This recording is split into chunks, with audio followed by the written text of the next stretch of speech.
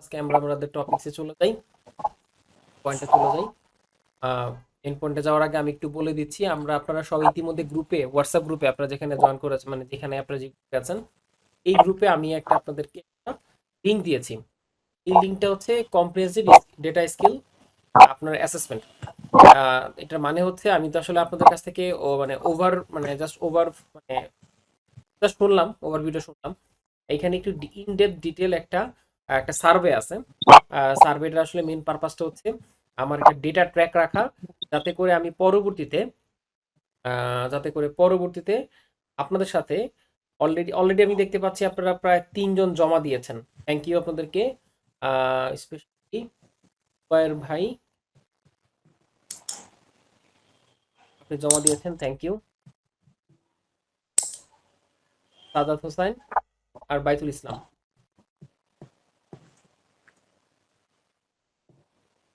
তো যাই হোক, আমরা আসলে যেটা বলতে চাচ্ছিলাম, আপনারা এই লিঙ্কটা একটু আপনারা কাইন্ডলি যারা যারা আছেন, আপনারা একটু লিঙ্কটা ফিল আপ করবেন। এটা আসলে আপনাদের ডেটাকে ট্র্যাক করা না, এটা আসলে হচ্ছে আমার আসলে মেইনলি পারপাসটা হচ্ছে আপনাদের আসলে লেভেলটা জানা, কজ ব্যাকগ্রাউন্ডে একটা ফাংশন লজিক রান করা আছে। এই লজিকের বেসিসে আমি ডিটারমাইন করতে পারবো সেটা হচ্ছে যে আপনাদের আসলে কোন লেভেল আছেন। আমরা 3টা লেভেল আমরা এখানে ডিফাইন করা, একটা হচ্ছে বিগিনার, একটা হচ্ছে অ্যাডভান্স। বা তো ওইখান থেকে আসলে আমরা যদি দেখব, একটু স্ট্যাটিস্টিক্স, একটু মেথড ফলো করব। ফর এক্সাম্পল আমরা যদি দেখি যে মেজরিটি, ধরেন এক্সাম্পল বিগিনার লেভেলে আসি, তাহলে আমাদের শুরুটা হবে একেবারেই বিগিনার ফ্রেন্ডলি, একেবারে স্ক্র্যাচ থেকে শুরু করব। আর আমরা যদি একটু দেখি যে না আমাদের মেজরিটি, তাহলে আমরা ওটাকে একটু মডিফাই করব। তো বিকজ বিকজ আসলে আমাদের এই পুরো ব্যাচ মানে কোর্সটার মধ্যে আমি যে সেশনটা নিই, এটা হচ্ছে একেবারেই একটা কি বলবো, এটা প্রাইমারি সেশন, যেখানে আসলে শুধু বেসিক কনসেপচুয়াল জিনিসগুলো থাকে। ধরেন হচ্ছে বিজনেস ফান্ডামেন্টাল বিষয়, তারপর হচ্ছে ডেটা অ্যানালিসিস ফান্ডামেন্টাল বিষয়, যেটা একেবারে বেসিক। ওই বেসিক জিনিসটা আসলে মানে যেটা আপনি বলতে পারেন it's a kind of foundation.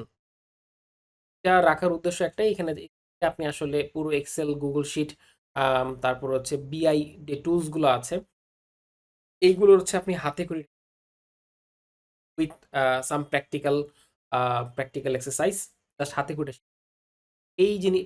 পাশাপাশি যেটা আমরা করব, আহ, পাশাপাশি এখানে আমাদের এখানে অনেক সিনিয়র আছেন, তোফা ভাই আছেন, আরো অনেক অনেক senior আছেন।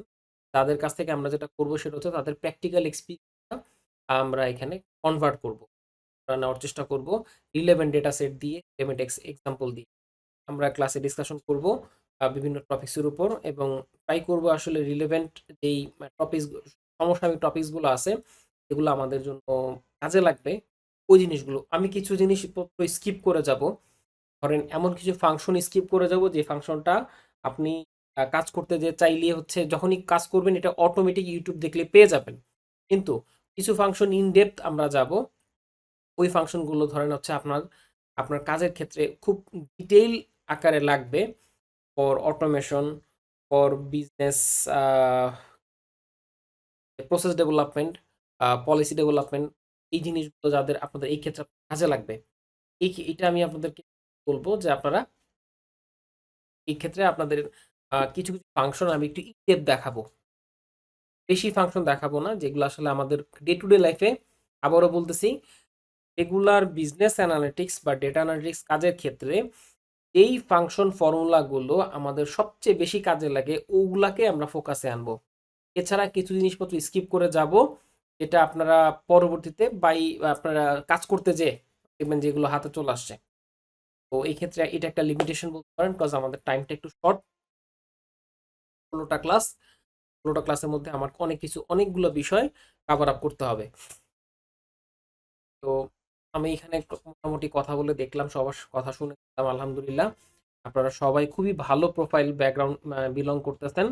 আম, আমি খুবই ইন্টারেস্টেড যে আপনাদের কাছ থেকে আপনাদের কিছু পার্সোনাল এক্সপিরিয়েন্স আমি পাবো যখন আমরা এক্সাম্পলগুলো শেয়ার করবো, শুনবো, এগুলো আসবে, আমরা অনেক পার্সোনাল এক্সপিরিয়েন্স পাবো আপনাদের।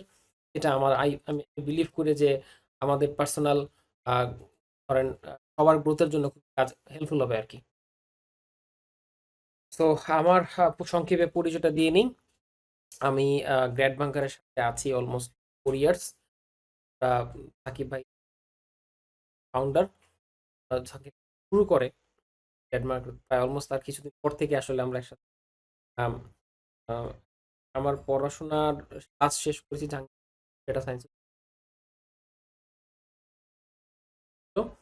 আর এছাড়া আমার ব্যাচেলর জব জবের ক্ষেত্রে বলি আমার প্রথম জবটা মার্কেটিং দিয়ে। এই মার্কেটিং দেন হচ্ছে তারপরে রবিতে আসি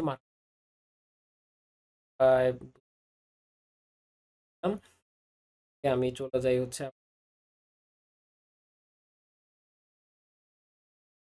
business analytics and UX, business development and UX. I mean overall আমার বিজনেস অ্যানালিটিক্সে মানে এই কাজ করা লাগে ইউএক্স, যেহেতু ইউএক্স এর সাথে একটা তো এখানে অলমোস্ট তখন যা বলতেছি ব্যাক ইন যখন বিকাশের অ্যাপটা আমরা কিছু কিছু প্রোডাক্ট নিয়ে কাজ করেছি, যেমন গ্রামীণ ফোনের মাই জিপি অ্যাপস, বিকাশ এই ধরনের কিছু প্রোডাক্ট নিয়ে আমরা কাজ করা শুরু। তো আমরা ওই তখন mobile app computer seed funding পাই, সুইজারল্যান্ড যাই, মোটামুটি ভালো একটা আমাদের একটা ছিল, ওই টিমে কাজ করি। তো ওইখান থেকে আপনার তারপরে চলে আসি হচ্ছে টোবাকোতে। টোবাকোতে ছিলাম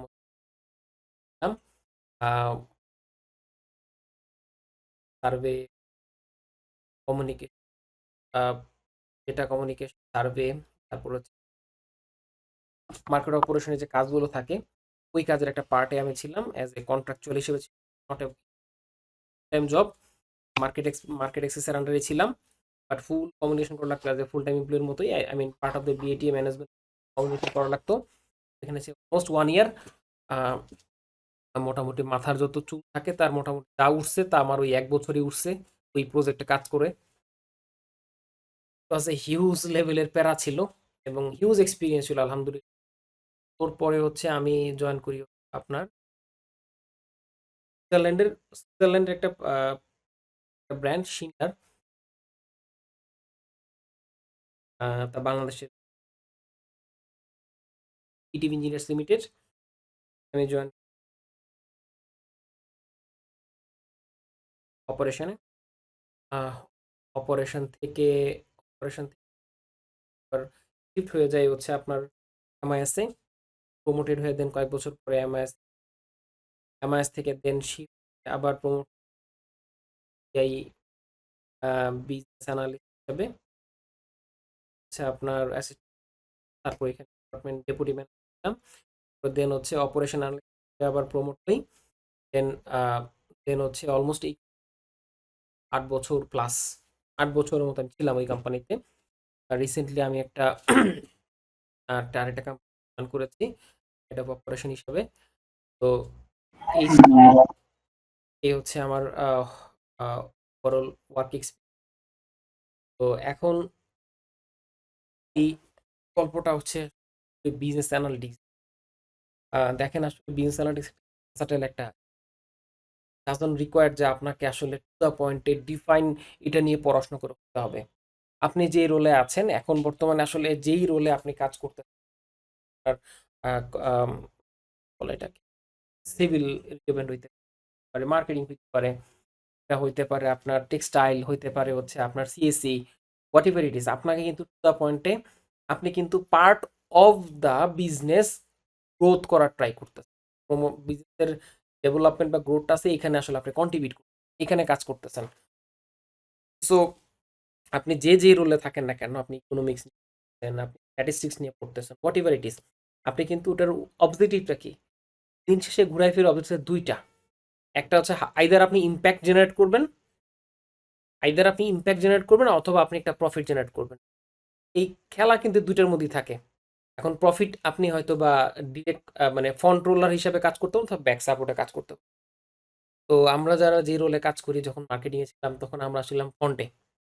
আমাদের কাজ ছিল ডিরেক্ট কাস্টমারকে মানে সার্ভ করা, প্রোডাক্ট সেল করা, কাস্টমার ইস্যুগুলো শোনা, কমপ্লেইন গুলাকে আমার হ্যান্ডেল করে এবং এই কমপ্লেইন গুলার এগেইনস্টে আমার যে স্ট্র্যাটেজিক টিম আছে তার সাথে কনসাল্ট করে আমাদের একটা পলিসি বা একটা প্রসেস ডেভেলপ করা।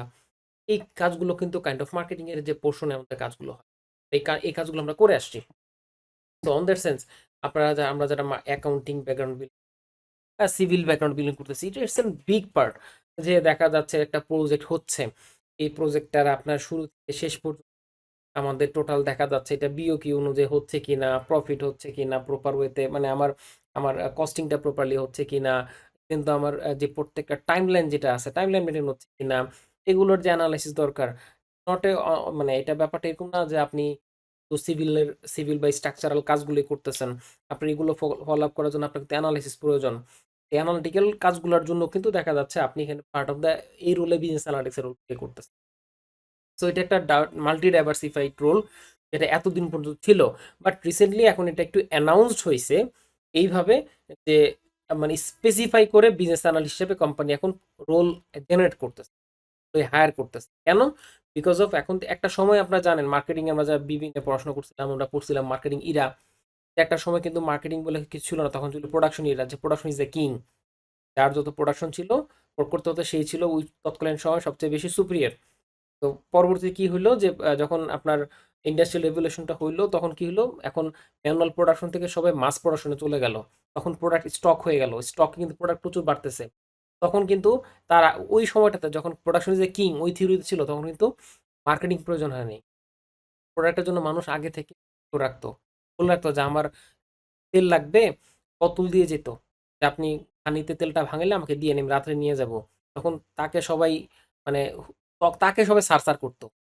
যখন এই প্রোডাকশন ইন্ডাস্ট্রিয়াল রেভলিউশন আসলো, তখন ম্যাসিভ আকারে ওই আহ, আহ, গরুর ঘানির পরিবর্তে যখন একটা মোটর লাগলো, তখন ওই ডেইলি 2 লিটারের পরিবর্তে 5 লিটারের পরিবর্তে 500 লিটার উৎপাদন হওয়া শুরু। তখন কিন্তু এলাকা কাভার করে তখন তার স্টক রয়ে গেল। তখন একটা লোক দরকার ছিল যে কি যে যে আমার এখানকার লোক দরকার, যাকে যাকে দিয়ে আমি আসলে মার্কেটটা কাভারেজ করবো, সেল দেওয়াবো। তখন থেকে কিন্তু আসলে মার্কেটিং শুরু হচ্ছে। এখন কিন্তু চেঞ্জ হইতে হতে এখন দেখা যাচ্ছে কি যে কাস্টমার ইজ দ্য কিং পরের সিকোয়েন্সে চলে আসলো। সবাই যখন কাস্টমারকে স্যার বলা শুরু করলো, কন্টিনিউয়াসলি কাস্টমারকে প্রায়োরিটি দেওয়া শুরু করলো, কাস্টমার নিডটা বোঝার চেষ্টা করলো। একটা সময় ছিল যে কোনো একটা চমকপ্রদ বিজ্ঞাপন দিলেই বিক্রি হইতো, তখন ছিল মার্কেটিং ইজ দ্য কিং। তো এরপরে এই যে সেগমেন্টগুলো আস্তে আস্তে ডে বাই ডে চেঞ্জ হচ্ছে, এই যে সিকোয়েন্সিয়াল অনুযায়ী প্রতিনিয়ত একটা চেঞ্জ ম্যানেজমেন্ট আসে কোম্পানিতে। এই চেঞ্জ ম্যানেজমেন্টের হাত ধরে এক একটা ডিপার্টমেন্ট এক একটা নতুন রোল ক্রিয়েট হয়, আগামীতে আরো রোল ক্রিয়েট হবে আমরা জানি না। কিন্তু একটা জিনিসের ঘুরায় ফিরায় ব্যাকবোন কিন্তু সেম। কোর আপনি যদি জেডি বা কোর কেপিআই বা কোর কেআরএ যেটাকে বলি এইচআর এর ভাষায়, কি রেসপন্সিবল এরিয়াকে আপনি ডিফাইন করেন, তার মেজরিটি দেখবেন যে কমন স্ট্র্যাটেজিক ম্যানেজমেন্ট। এটা যে কোনো ডিপার্টমেন্টের ফ্রন্ট লাইনার না, মানে মিড লেভেল বা টপ লেভেলের রোলেই কিন্তু এই জিনিসগুলো এগুলো প্লে করতে হয়। তো বিজনেস অ্যানালিটিক্স এর মধ্যে আসলে আমরা যেটা বলি বা যেটা বুঝি, বোঝার চেষ্টা করি, তার মধ্যে ওয়ান অফ দ্য বিগেস্ট আমরা যে রোলটা বলি সেটা হচ্ছে আসলে আন্ডারস্ট্যান্ডিং দ্য বিজনেস।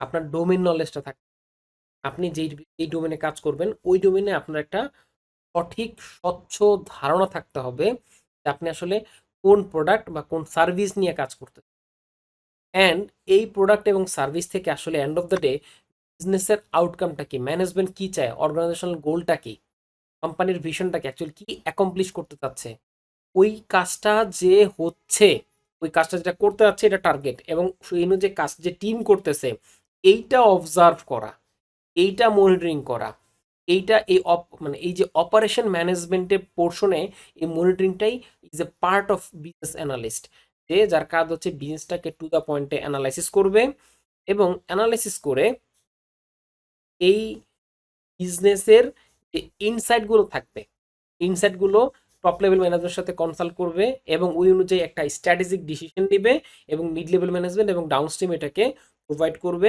এবং এটা করার জন্য সে যদি কোনো টেকনোলজির ইনভলভমেন্ট প্রয়োজন হয় সেটাকে ইমপ্লিমেন্ট করবে, এবং প্রসেস ডেভেলপমেন্ট করার প্রয়োজন হয় এটাকে করবে। তখন সে কমিউনিকেট করবে with the different variation of, কখনো কাজটা করার জন্য ডেটা অ্যানালিস্টকে বলবে আপনি এটা করে দেন, কোনো বিজনেস কখনো আপনার কি বলবো এটাকে এমআইএসকে বলবে এই রিপোর্টগুলো জেনারেট করে দেন, কখনো তাকে নিজেকেই এমআইএস এর রোল প্লে করতে হবে, কখনো তাকে নিজেকেই বিআই রোল প্লে করতে হবে, কখনো তাকে নিজেকেই ডেটা সায়েন্টিস্টের রোল প্লে করতে হবে।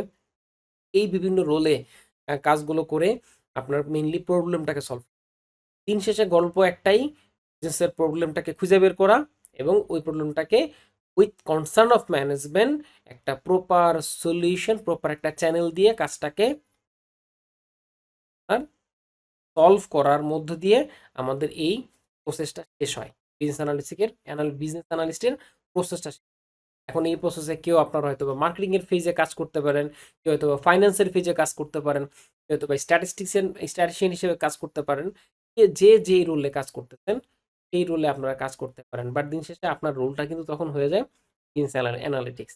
আমরা একটা ব্যক্তি বা একটা মানুষ, আমরা যখন পারিবারিক মানে পারিবারিক মোমেন্টগুলাকে আমরা যখন কন্টিনিউ করি, কখনো আমি হই বাবার রোল, কখনো আমি প্লে করি হচ্ছে সন্তানের রোল, কখনো ভাইয়ের রোল, কখনো বন্ধুর রোল, হ্যাঁ? এভাবে করে আমার একই ব্যক্তি কিন্তু একই সময় একটা রোল প্লে করতে হয়। সেম একইভাবে আপনি অ্যাজ এ পারসন আপনার অর্গানাইজেশনে কখনো আপনাকে আপনার কোর জবের রোল প্লে করতে হবে, কখনো আপনাকে অ্যানালিস্ট রোল প্লে করতে হবে, কখনো আপনাকে এমআইএস এর রোল প্লে করতে হবে, কখনো আপনাকে দেখা যাচ্ছে যে এক্সাম্পল বিজনেস হেডের রোল প্লে করতে হবে। এক একটা রোলের থেকে এক একটা জায়গা থেকে আপনাকে আপনার প্রসেসটা বুঝে দেন হচ্ছে এভাবে করে আগাইতে হবে। ইটস এ ওভারঅল যদি সামারি, এটাই হচ্ছে বিজনেস অ্যানালিসিসের একটা বেসিক সামারি। তো আমি একটা ছোট্ট পিপিটি, আনঅর্গানাইজড একটা পিপিটি এখন ওপেন করছি। আমরা এই মানে একটাকে শেয়ার করছি যেখানে আপনারা দেখতে পাবেন যে আসলে আমরা কি কি বিষয়টা কাভার আপ করব। আর তারপরে আসলে আপনারা কি আমার স্ক্রিনে দেখতে পাচ্ছেন? না ভাইয়া। নাও ক্লিয়ার? হ্যাঁ, এখন দেখা যাচ্ছে।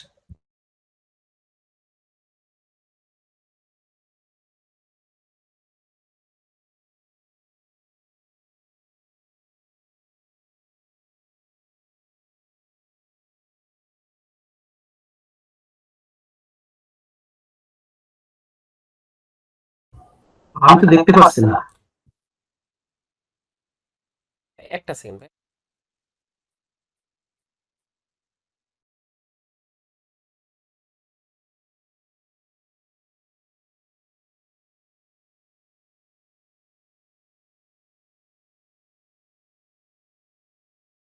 খুব আপনারা এখন দেখতে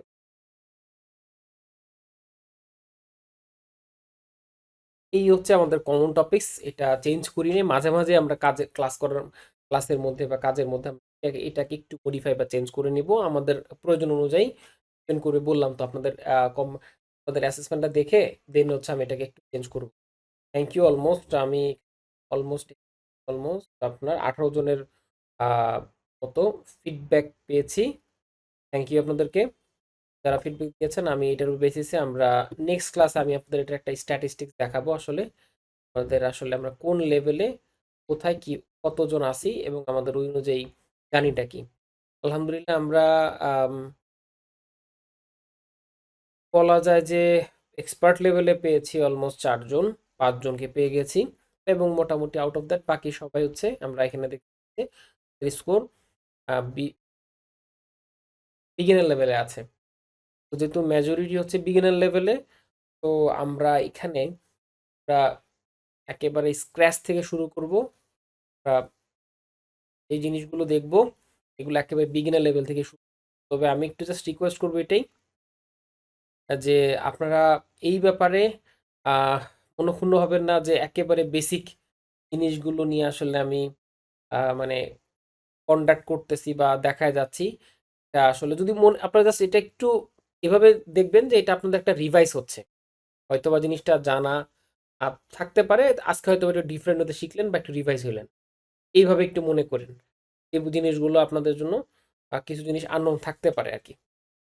তো এইখানে আমাদের প্রথমত জিনিসটা থাকবে সেটা হচ্ছে যে ইন্ট্রোডাকশন টু ডেটা অ্যানালিসিস একটা ইউনিভার্সাল একটা বলবো একটা মেথড। এইটা শুধুমাত্র এই যেটা গ্রিন কালার করে আছে, আমি যদি বলি যে আমার এই 16টা ক্লাসে অ্যাকচুয়ালি মূলত আমি এই 1 নাম্বারটাকে আপনাদেরকে আসলে এক্সপ্লেন করব এবং এই প্রসেসটাই আসলে দেখাবো। আমার এই 1 নাম্বার পয়েন্টের এক্সপ্লেনেশন থাকবে নেক্সট 15টা ক্লাস। আসলে আজকে আমাদের জাস্ট কাইন্ড অফ আমার প্রশ্ন থেকে ওরিয়েন্টেশন এবং বেসিক লেভেলের ডিসকাশন। তবে এখানে আমরা যেটা করব সেটা হচ্ছে যে এই লেভেল থেকে আমি আসলে আপনাদেরকে আজকে জিনিসগুলো দেখাবো, সেগুলোর বিস্তারিত হচ্ছে যে আমরা একটু স্ট্যাটিস্টিক্সটা দেখব। আমাদের ওই ক্লাসের মধ্যে একটা ক্লাসের মধ্যে পড়ে যাবে। এই স্ট্যাটিস্টিক্সের পোর্শনটা আসলে থাকবে হচ্ছে আপনাদের আম, দুইটা পোর্শন থাকে আমাদের, ডিসক্রিপটিভ একটা হচ্ছে সাধারণত দেখা যাচ্ছে যে আমাদের যে দৈনন্দিন যে কাজগুলো আমরা করি, ডেটা অ্যানালাইসিসের ক্ষেত্রে কাজগুলো করি, তার অলমোস্ট 90% টাইমে আমরা আসলে ব্যবহার করে থাকি ডেসক্রিপটিভ স্ট্যাটিস্টিক। 90% টাইম যে কোনো কিছুকে এক্সপ্লেইন করা, কোনো ঘটনাকে এক্সপ্লেইন করা। তো এই এক্সপ্লেইন করার যে প্রসেস, এই প্রসেসে স্ট্যাটিস্টিক্সের ডেসক্রিপটিভ স্ট্যাটিস্টিক্সটা ফলো করে। এখানে যে পোর্শনগুলো থাকবে সেন্ট্রাল টেন্ডেন্সি আর ডিসপারশন, এই দুইটা আসলে আমরা ভালো করে দেখবো, কজ আমাদের এটা খুবই গুরুত্বপূর্ণ। আহ, এরপর একটা থাকে হচ্ছে ইনফারেন্সিয়াল। ইনফারেন্সিয়াল স্ট্যাটিস্টিক্স ক্ষেত্রে থাকে হাইপোথিসিস বা রিগ্রেশন, আলাদা ডিফারেন্ট মডেলগুলো থাকে। এগুলো সাকিব ভাইয়ের পোর্শনে আপনাদেরকে কভার আপ করবে। তো এই বেসিক পোর্শনটা আমি আপনাদেরকে কভার আপ করব।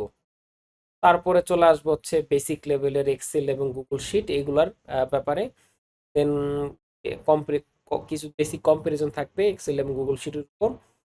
ডেটা টাইপ থাকবে, ডেটার ফরম্যাট থাকবে, টেবলস থাকবে, এবং 7 নাম্বার হচ্ছে ডিফারেন্ট টাইপ অফ অপারেটরস থাকবে। সেল রেফারেন্সের কিছু প্রসেস থাকবে, কিছু এক্সাম্পল থাকবে for data, for reference relevant, বিশেষ করে ফাংশন লেখা বা ডেটাকে আপনার নেভিগেশন করা, সেলকে নেভিগেশন করার জন্য থাকবে। তারপরে থাকবে হচ্ছে আমাদের টিপস এবং tips with connecting with operators, and then statistical কিছু ফাংশন উইথ ইফিপস। এরপর হচ্ছে আমাদের ডেটা সামারাইজেশন থাকবে বেসিক লেভেলের ফিল্টার অ্যান্ড কাস্টমার ফিল্টার দিয়ে। দেন হচ্ছে আমাদের ডেটা মাস্টার ডেটা ডেভেলপমেন্টের জন্য কম্প্যাক্ট ফরমেশনটা থাকবে, ডেটা স্পেশালি ডেটাবেস বানানোর জন্য, ফার্দার এন্ড ডেটাবেস বানানোর জন্য যে কম্প্যাক্ট ফরম্যাট এটা আমাদের থাকবে। তারপরে আমরা শিখবো হচ্ছে pivot table.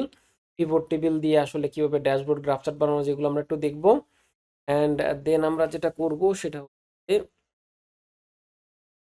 Multiple pivot টেবিলকে connect করার জন্য আমরা পাওয়ার পিভট ইউজ করে থাকি, আমরা দেখব। দেন হচ্ছে আমরা দেখবো হচ্ছে ডেটা ভ্যালিডেশন, দেন কন্ডিশনাল ফরম্যাটিং, এগুলো কয়েকটা বিষয়, এগুলো আমরা দেখে যাব। এগুলো আমাদের খুবই যেগুলো প্রয়োজন এগুলো আমি রাখছি আর কি। দেন থাকবে হচ্ছে আমরা ফাংশন এবং ফর্মুলা দিয়ে কিভাবে আমরা একটা ড্যাশবোর্ড, ডাইনামিক ড্যাশবোর্ড বানাতে পারি, এটা আমরা দেখব। তারপর হচ্ছে লুকআপ, ভিলুকআপ, এক্স লুকআপ। দেন হচ্ছে ডেটা ক্লিনিং এর জন্য আমরা কিছু বেসিক লেভেল, একেবারে এসেনশিয়াল লেভেলের কিছু হচ্ছে আপনার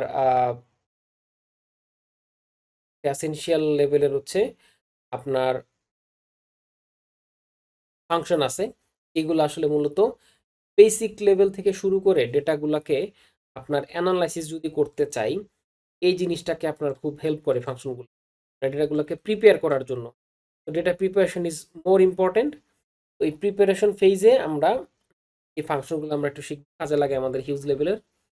দেন আসলে আমরা দেখবো হচ্ছে আমাদের আসলে শুরু হয়ে যাবে হচ্ছে আপনার ম্যাক্রোর introduction to macro, then power query হচ্ছে, দেন হচ্ছে আপনার ডেক্স ফাংশনের ইন্টারফেসগুলো কীভাবে কাজ করতেছে দেখবো। গুগল শিট, দেন আমরা চলে যাবো Google sheet to Excel live connection. তারপর হচ্ছে আপনার সার্চ মডিউলের ধরেন এক্সাম্পল, এক্সেল দিয়ে কিভাবে কোটি কোটি ডেটা, এক্সাম্পল ধরেন 30 লাখ 40 লাখ রো এর যে ডেটাগুলোকে, লার্জ যে ডেটা সেট, এগুলোকে আমরা কিভাবে এটাকে কোয়ারি দিয়ে আসলে কানেক্ট করবো, এগুলো একটু দেখবো। তারপর হচ্ছে আপনার আমরা এখানে ওয়েব এক্সটেনশন ফর শিট দেখবো, অ্যারে স্পেশালি ওয়েব মানে গুগল শিট অটোমেশনটা শিখবো, গুগল কোয়ারিটা শিখবো, যেটা আসলে এসকিউএল এর lighter version for Google sheet, এটা আমরা দেখবো। তারপর হচ্ছে মাল্টিপল শিটকে কোয়ারি দিয়ে কানেক্ট করে একটা ড্যাশবোর্ড বানানো যায় কিভাবে, রিপোর্ট অটোমেশন করা যায় কিভাবে, এগুলো দেখবো। দেন হচ্ছে গুগল ফর্মের কিছু ডাইমেনশন দেখবো, মানে ফর্মস কিভাবে আপনার মানে লজিক্যাল ওয়েতে বা স্ক্রিপ্ট দিয়ে আপনার ফর্ম ডেভেলপ করা যায়, এটা একটু আমরা দেখবো। আই মিন স্ক্রিপ্টের অটোমেশনটা শিখবো, যাবে গুগল স্ক্রিপ্ট যেটা আর কি, অ্যাপ স্ক্রিপ্ট যেটা বলে, জাভা স্ক্রিপ্ট এন্ড পাইথন স্ক্রিপ্টের কম্বিনেশনে যে আসলে আলাদা করে স্ক্রিপ্টে বানানো ওয়েব স্ক্রিপ্টটা যেটা হয় এটা। এর হচ্ছে আমাদের আমরা দেখবো হচ্ছে পাওয়ার কোয়ারির সাথে কিভাবে গুগল ফর্মের ডেটা আপনার এক্সেল এর সাথে কানেক্ট করে পাওয়ার কোয়ারি দিয়ে কিভাবে কানেক্ট করা যায় এটা একটু দেখবো। তারপর হচ্ছে আমরা এখানে বিআই টুলস গুলো দেখবো। দুইটা বিআই টুলস আমরা আমাদের এখানে আছে। তো দুইটা বিআই এর মধ্যে একটা পাওয়ার বি একটা লুকার। তো আমাদের আসলে মেইন ফোকাসটা থাকবে হচ্ছে বিআই টুলসটা কভার আপ করা। এর মধ্যে আসলে এখন আমাদের এখানে একটু জানার কিছু আমি একটা জাস্ট একটা আমরা ইয়ে করব, কারা কারা পেড ইউজ করি কারা কারা নন পেড ইউজ করি তার উপর ভিত্তি করে কোনটা যে বললাম ওটা আমরা দেখাই দেবো। এবং লাস্ট ওয়ান হচ্ছে গুগল ম্যাপসের কিছু ডেটা ভিজুয়ালাইজেশনের ডেটা কালেকশন এবং টিম ম্যানেজমেন্টের জন্য কাজে লাগে এটা আমি দেখাই দিব। অ্যান্ড 57 হচ্ছে কেপিআই ড্যাশবোর্ড ম্যানেজমেন্ট। এটা 55 and 57 is an optional, if it is possible I will share with you. তো এখন এই পুরো প্রসেসের মধ্যে কিছু জিনিস আছে এমন হইতে পারে ক্লাসের মধ্যে আমি স্কিপ করে যাবো, যদিও আমি এখানে লেখা আছে বাট কিছু স্কিপ করে যাবো, বা আবার কিছু আছে যেটা আমি অ্যাড করবো যেটা এখানে লেখা নাই।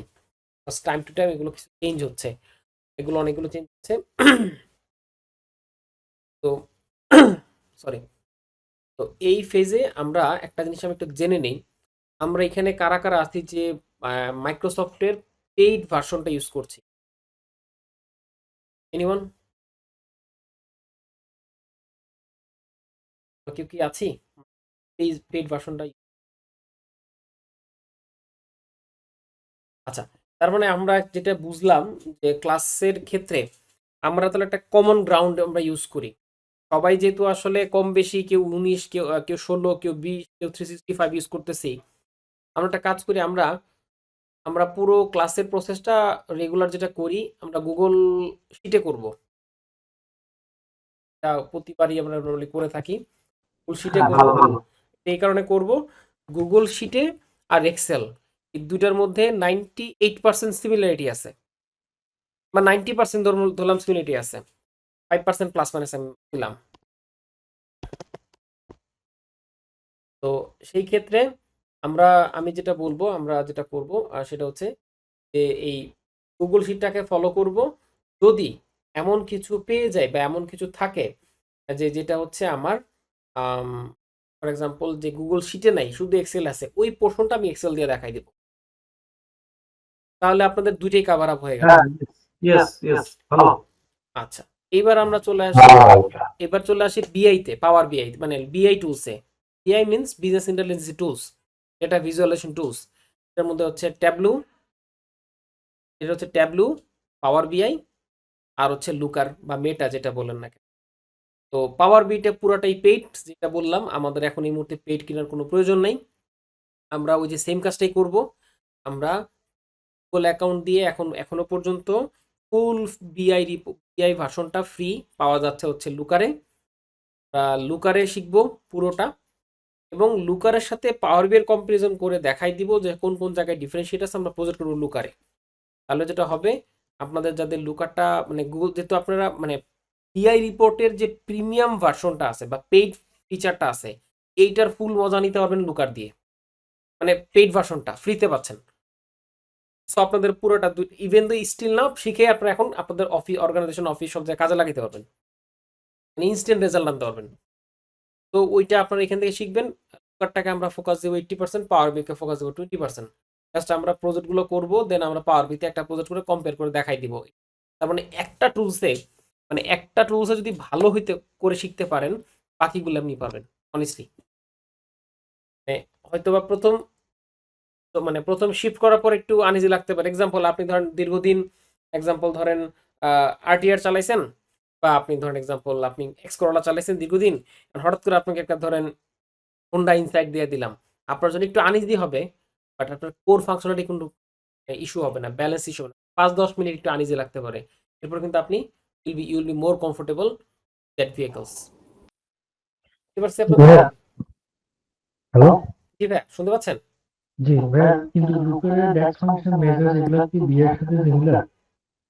আচ্ছা, লুকারের যে ফাংশন ডেক্স যেটা আছে ওইটা আমি আপনাদেরকে পাওয়ার বিতে দেখাই দিব, আর যেটা লুকারটা লুকারে দেখাই দিব।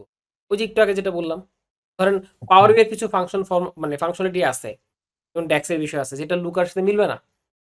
তো তার মানে এখন কি লুকার তাহলে ওইটা কি করবো, তাহলে ওইটা আমি আলাদা করে পাওয়ার বিতে দেখাই দিব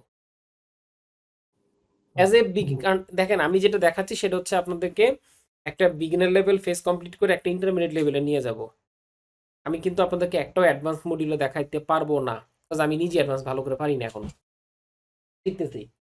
তো কাজের ক্ষেত্রে যতটুকু লাগে অতটুকু আমি আপনাদেরকে বেসিক লেভেলে দেখাবো, সো দ্যাট আপনারা যেটা হবে যে ওইটার বেসিসে আপনারা মানে পাড়া দিয়ে সামনে আগাইতে উঠতে পারবেন,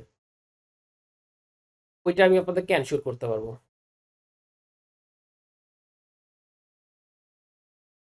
আপনারা কি আমার কথা কি বুঝতে পেরেছেন?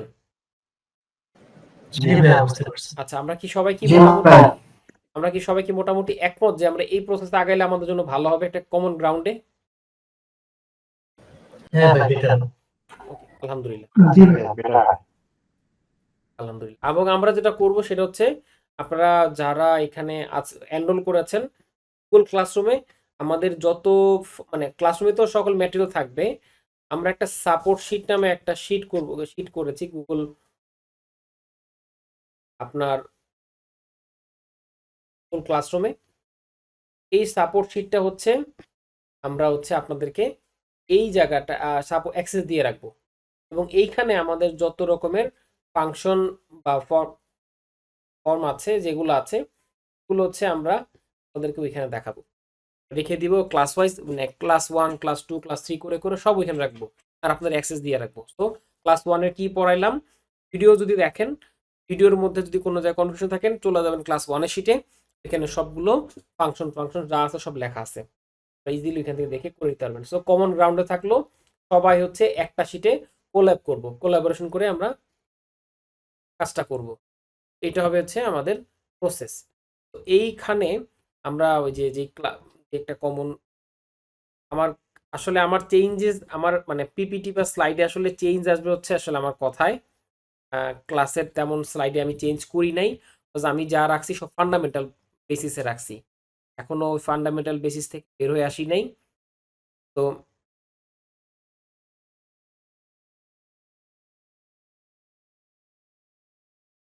তো দেন আমরা যেটা বলতেছিলাম ওই যে আপনাদেরকে ফার্স্ট আমাদের আজকে যে এটার একটা আমি ক্লাসরুমে দিয়ে রাখবো। তো আমরা যেটা মেইন যে পয়েন্টটা ছিল এইটা হচ্ছে যে আজকের এইটা আলোচনা করে আজকে আমরা আমাদের ক্লাসটা শেষ করব, এবং এইটাই হচ্ছে আগামী 16টা ক্লাসের বলতে পারেন যে সূচিপত্র। 16টা ক্লাস ধরে আমরা অ্যাকচুয়ালি এই জিনিসটাকে অ্যাকমপ্লিশ করার চেষ্টা করবো, এটাকে আমরা শেখার চেষ্টা করবো।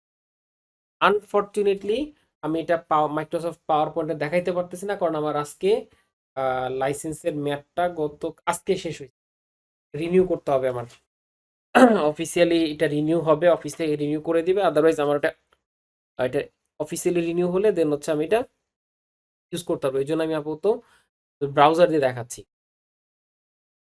তো আমরা এই জায়গাটা একটু আসি, সবাই এখন একটু অ্যাটেনশন নেন, if it is required can take 2 minutes break, আপনারা পানি খেয়ে আসতে পারেন, একটু ফ্রেশ হতে পারেন, বিকজ আমরা এখানে এখন টানা 30 মিনিট একটু ফোকাস দিব, আপনারা জাস্ট জাস্ট 2 মিনিট একটা ব্রেক নেন সব।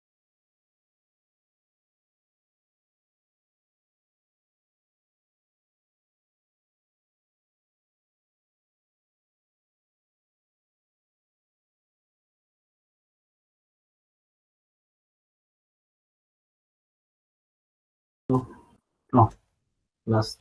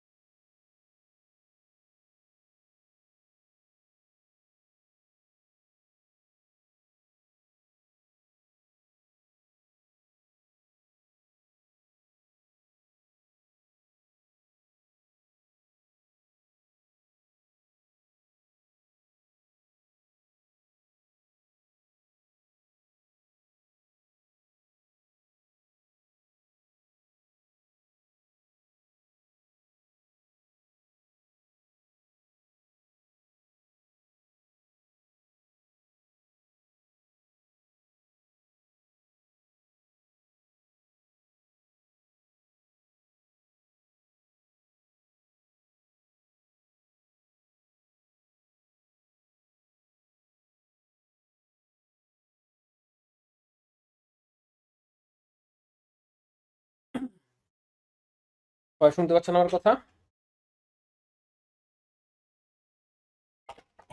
জি ভাই।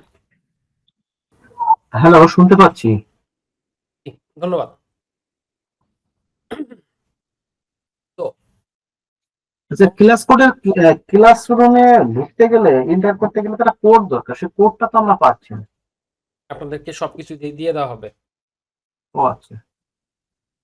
আমাদের অ্যাডমিন আপনাদেরকে ডিটেলস দিয়ে দিবে।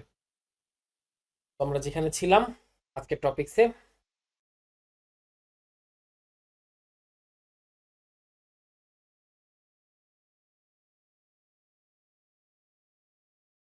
অবজেক্টিভ ডিফাইন,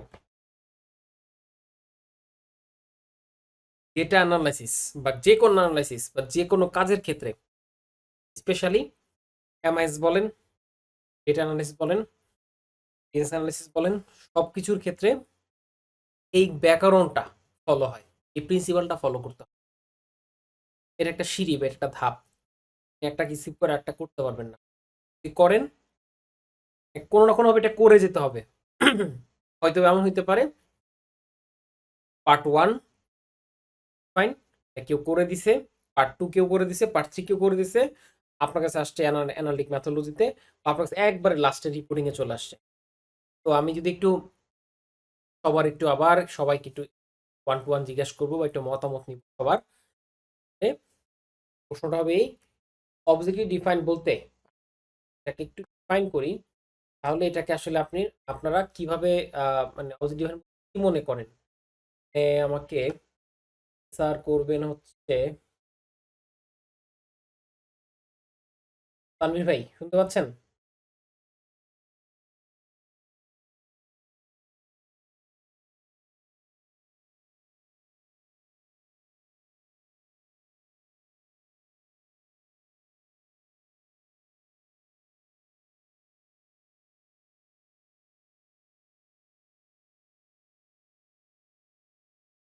আচ্ছা, আমাকে যে কোনো একজন বলেন। আচ্ছা ভাই, আমাদের মূলত মেইন উদ্দেশ্যটা কি? ডিফাইন অবজেক্টিভ বলা হচ্ছে আমি কি করতে চাচ্ছি আর কি। ইনিশিয়াল ক্লিয়ার নেই, ডাটাটাকে উদ্দেশ্যটা কি। আচ্ছা, হ্যালো, জি জি জি, ক্লিয়ার ক্লিয়ার। উদ্দেশ্যটা কি? ওকে, আমি বুঝতে পারছি। উদ্দেশ্যটা কি বা মানে এটা পরিকল্পনা কি, আমি কি উদ্দেশ্যটা করতে যাচ্ছি আর কি, কি করবো এরকম আর কি, প্ল্যানিং টাইপের। Planning type. গ্রেট।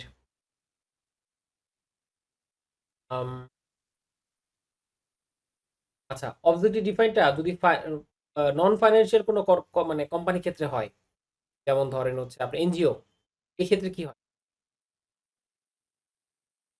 আরো কোনো আইডিয়া আছে?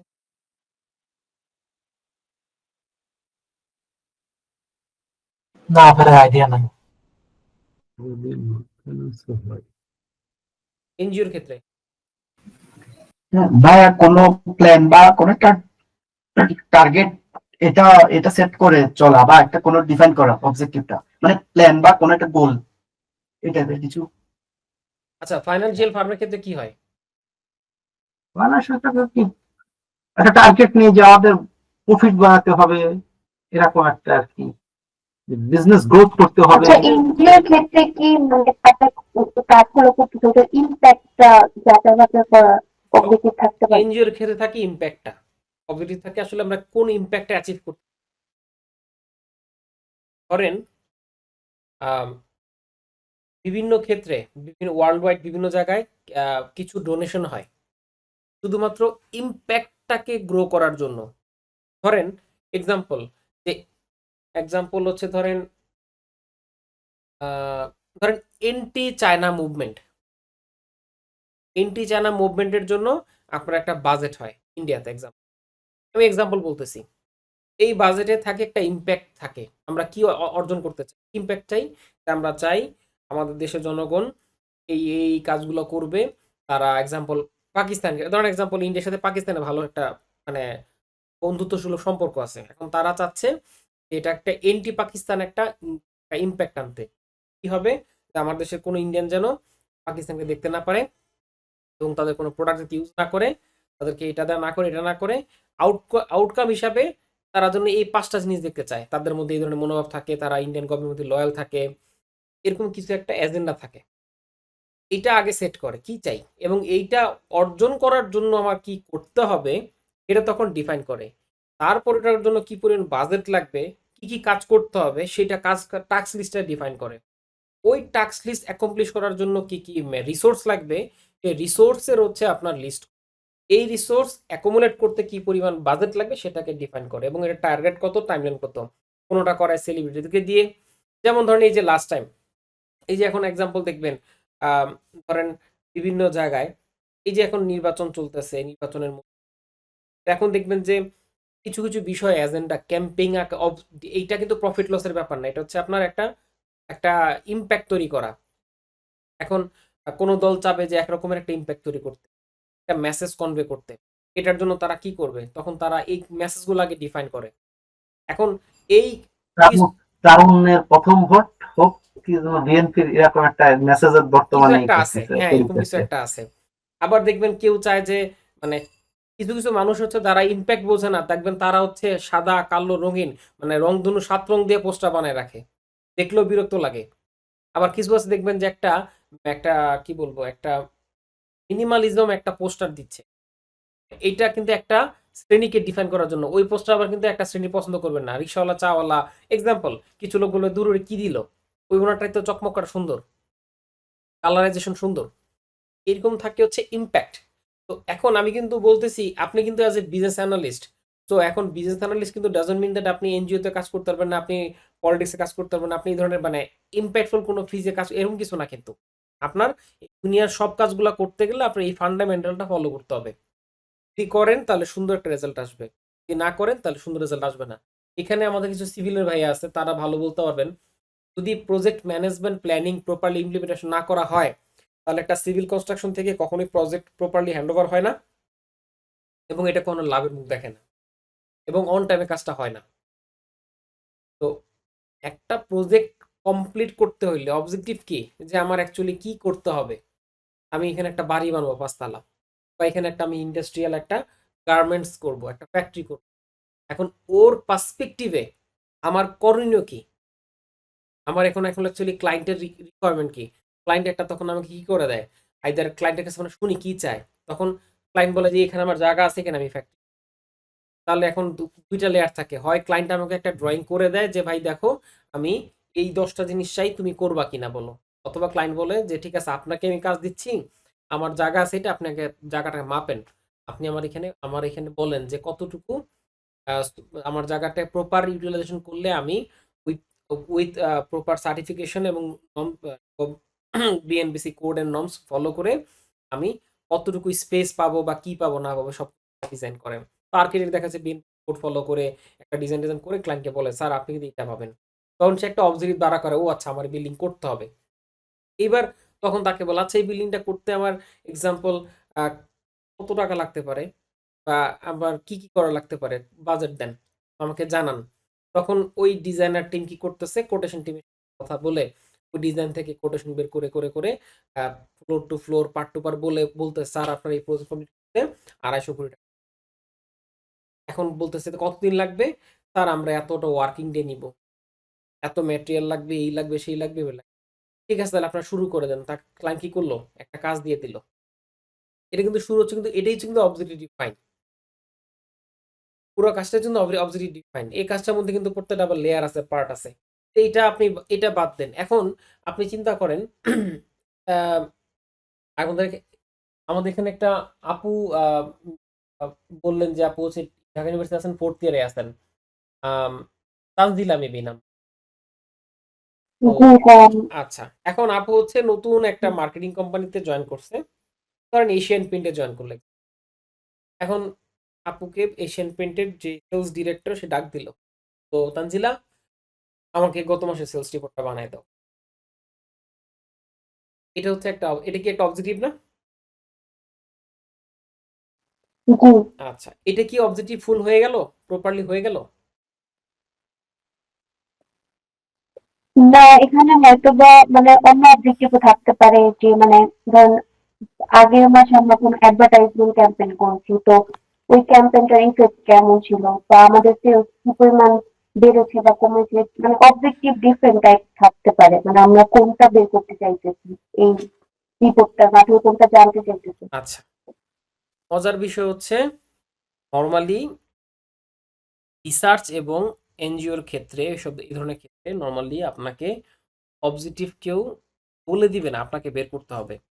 আর বিজনেসের ক্ষেত্রে সাধারণত আপনার টপ লেভেল ম্যানেজমেন্ট বা আপনি স্টেক হোল্ডার বা আপনার সিনিয়র আপনাকে মোটামুটি তাদের রিকোয়ার্ড যে মেজর পয়েন্ট এটা বলে দিবে যে আমার একটা সেলস রিপোর্ট করে দেন। আর এখানে আপনি তখন সেকেন্ড উত্তরে প্রশ্ন করতে হবে, স্যার আসলে রিপোর্টটা কি কি রাখবো, আমি তো নতুন আসছে, আমি তো স্যার জানি না, বাট আমাকে বলেন কি কি রাখবো, আমি অনুযায়ী আমি রিপোর্টটা তৈরি করে দিচ্ছি। তখন বললো আমার কাজ করেন, আপনি আমার জাস্ট টোটাল সেলসটা কত হয়েছে compare to last month, sales কত হয়েছে কম্পেয়ার টু লাস্ট ইয়ার এই টাইমে সেলস কত হয়েছে, আর হচ্ছে আমার টিম ওয়াইজ সেলস পারফরমেন্স কেমন, আমার প্রোডাক্ট ওয়াইজ সেলস পারফরমেন্স কেমন, আমার geographical location wise sales performance আমাকে কটা করে দিলে হলো। সে কিন্তু আপনাকে বলে দিবে, টু দ্য পয়েন্টে ডিফাইন করে দিবে। এখন হুম আপনি ওই কোশ্চেনটা নিলেন, নেওয়ার পর আপনি এগুলো কি করতেছেন, আপনি নোট করলেন, একটা কাগজে লিখলেন বা একটা আপনি লিখলেন।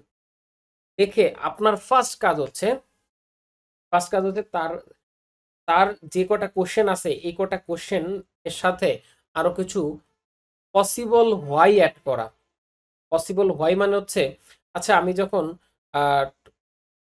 পার্সোনালাইজ করব তখন কি আবার আমাকে এটা জানতে চাবে যে এই পার্সনটা কোনো টিমের আন্ডারে আছে কিনা। Example Dhaka team, Khulna team, এই টিম 8টা বিভাগীয় টিমের ক্ষেত্রে তখন কি আবার এটা জানতে চাবে কোন ডিভিশন ওয়াইজ কোন ডিভিশনটা এই মাসে ফার্স্ট হলো, এটাও জানতে চাইবে। আবার এটাও কি জানতে চাইতে পারে যে বুঝলাম যে ঢাকা ডিভিশন ফার্স্ট হয়েছে, কিন্তু রংপুর ডিভিশনের মধ্যে ভালো কে ছিল, চিটং ডিভিশনে ভালো কে ছিল, কে খারাপ করছে, কারণ top 10 highest person, top lowest highest 10%, এটাও কি জানতে যেতে পারে। সে কিন্তু ওকে বলে নাই, বাট সে কি এটাও জানতে যেতে পারে। আপনি একটা নোট নিলেন, আপনি রিলেভেন্ট পার্সনকে জিজ্ঞাসা করলেন, আচ্ছা বস তো আমাকে একটা কাজ দিল, আমাকে 10টা রিপোর্ট করতে বলছে বা 5টা ফাইন্ডিংস দিছে, এছাড়া আমার কাছে 2টা মনে হয়েছে, এগুলো কি লাগবে, এগুলো কি জিজ্ঞেস করবে, তখন বলবে হ্যাঁ হ্যাঁ এটা জিজ্ঞেস করতে পারে। তো দেখলে অথবা এমন হলো আপনি সে বলার পর আপনি মোটামুটি 2-3 দিন সময় নিয়ে ধরেন একটা রিপোর্ট বানালেন, সময় দিয়ে বানালেন, এক্সাম্পল একটা সার্টেন অ্যামাউন্ট সময় দিলেন, 20 ঘন্টা সময় লাগলো, একটা রিপোর্ট কমপ্লিট হলো এক্সাম্পল। করার পর সে আপনাকে আরো নতুন 5টা প্রশ্ন, আবার ওইটার জন্য 10 ঘন্টা সময় গেল, তখন আপনার কাছে বিরক্ত লাগতে পারে বা মনে হতে পারে এই কথাটা আগেই বলতেন তাহলে আমি একবারে করে নিয়ে আসতে পারতাম। এই সিচুয়েশনটা কম বেশি এমআইএস রিলেভেন্ট যারা আমরা কাজ করি আমরা প্রচুর ফেস করি, স্পেশালি ম্যানেজমেন্ট থেকে। কারণ অনেক সময় আছে ওনারা জানেও না যে ওনারা আসলে কি জানতে যাচ্ছে, ওনারা এক্সপ্লোর করতে যাচ্ছে, ওনারা ইডিএ করতে যাচ্ছে, ওইটার বেসড ওইটার ডিপেন্ডেন্সি স্টেক হোল্ডার আছে আমরা, আমাদেরকে দিয়ে ওনারা এক্সপ্লোর করতে যাচ্ছে। অনেক সময় আছে যে ঘটনা একটা লেয়ার দেখার পর আপনার তখন ম্যানেজমেন্টের আরো 2টা কোশ্চেন তৈরি হয়, হয়তোবা যেটা আপনি চিন্তা করেন নাই। কিন্তু এই ক্ষেত্রে এই অবজেক্টিভ ডিফাইনের ক্ষেত্রে আপনাদের হইতে হবে হচ্ছে একেবারে হচ্ছে বার্ডস আই ভিউ থেকে দেখতে হবে কোম্পানিটাকে, প্রসেসটাকে, সিস্টেমটাকে। ভাবে টপ লেভেল থেকে top level management, CEO, CFO, chairman, MD, director বা আমার রিলেভেন্ট স্টেক হোল্ডার তারা এই জিনিসটাকে কিভাবে দেখবে, তার জায়গায় আসলে থাকলে সে তার কনসার্ন কোন জায়গায়। দেখবেন ওনার লেভেলে কনসার্ন হচ্ছে টাকা কি পরিমাণ ইনভেস্ট করলাম, টাকা আসলো কত, কোন টিম ভালো করলো না করলো, এত লেভেলের প্যারা তার নাই। তার কথা হচ্ছে এই মাসের আমার অবজেক্টিভ ফিল আপ করার জন্য এই মাসে সেলের কথা ছিল কত টাকা দেওয়ার কোম্পানিতে ঢুকাইতে হবে, আসছে কিনা, ওইটা হচ্ছে তার এক্সাম্পল একটা ওয়ান অফ দ্য কনসার্ন থাকে। এভাবে করে লেয়ার ওয়াইজ দেখবেন যে কনসার্ন কিন্তু চেঞ্জ হতে থাকে। ওই জিনিসটা আইডেন্টিফাই করা হচ্ছে টপ ভিউ থেকে। এই জায়গাটা যখনই অবজারভেশন করতে যাবেন তখন আপনার চিন্তা হইতে হবে কোম্পানির উপরে, সবার উপরে। আপনার বুঝতে হবে যে আপনার ইমাজিনেশনে কোম্পানির ডিরেক্টরকে আপনার আন্ডারে আনতে হবে, তখন তাকে রিড করতে হবে সে আসলে কি চায়, তার আসলে মাইন্ডসেটটা কি, তার আসলে অবজেক্টিভ কি, সে আসলে কোন জিনিসটাকে অ্যাকমপ্লিশ করতে যাচ্ছে। তখন ওটা করে করে অ্যাডিশনাল কিছু পয়েন্ট নেবেন। সে যদি আপনাকে 10টা বলে আপনি আরো 3টা-4টা পয়েন্ট অ্যাড করবেন, কেন, যাতে করে ফার্দার এক্সটেনশন আপনাকে আবার রিপিট কাজ করতে না হয়। আমি কি যেটা বললাম আমার সাথে কেউ একমত আছেন?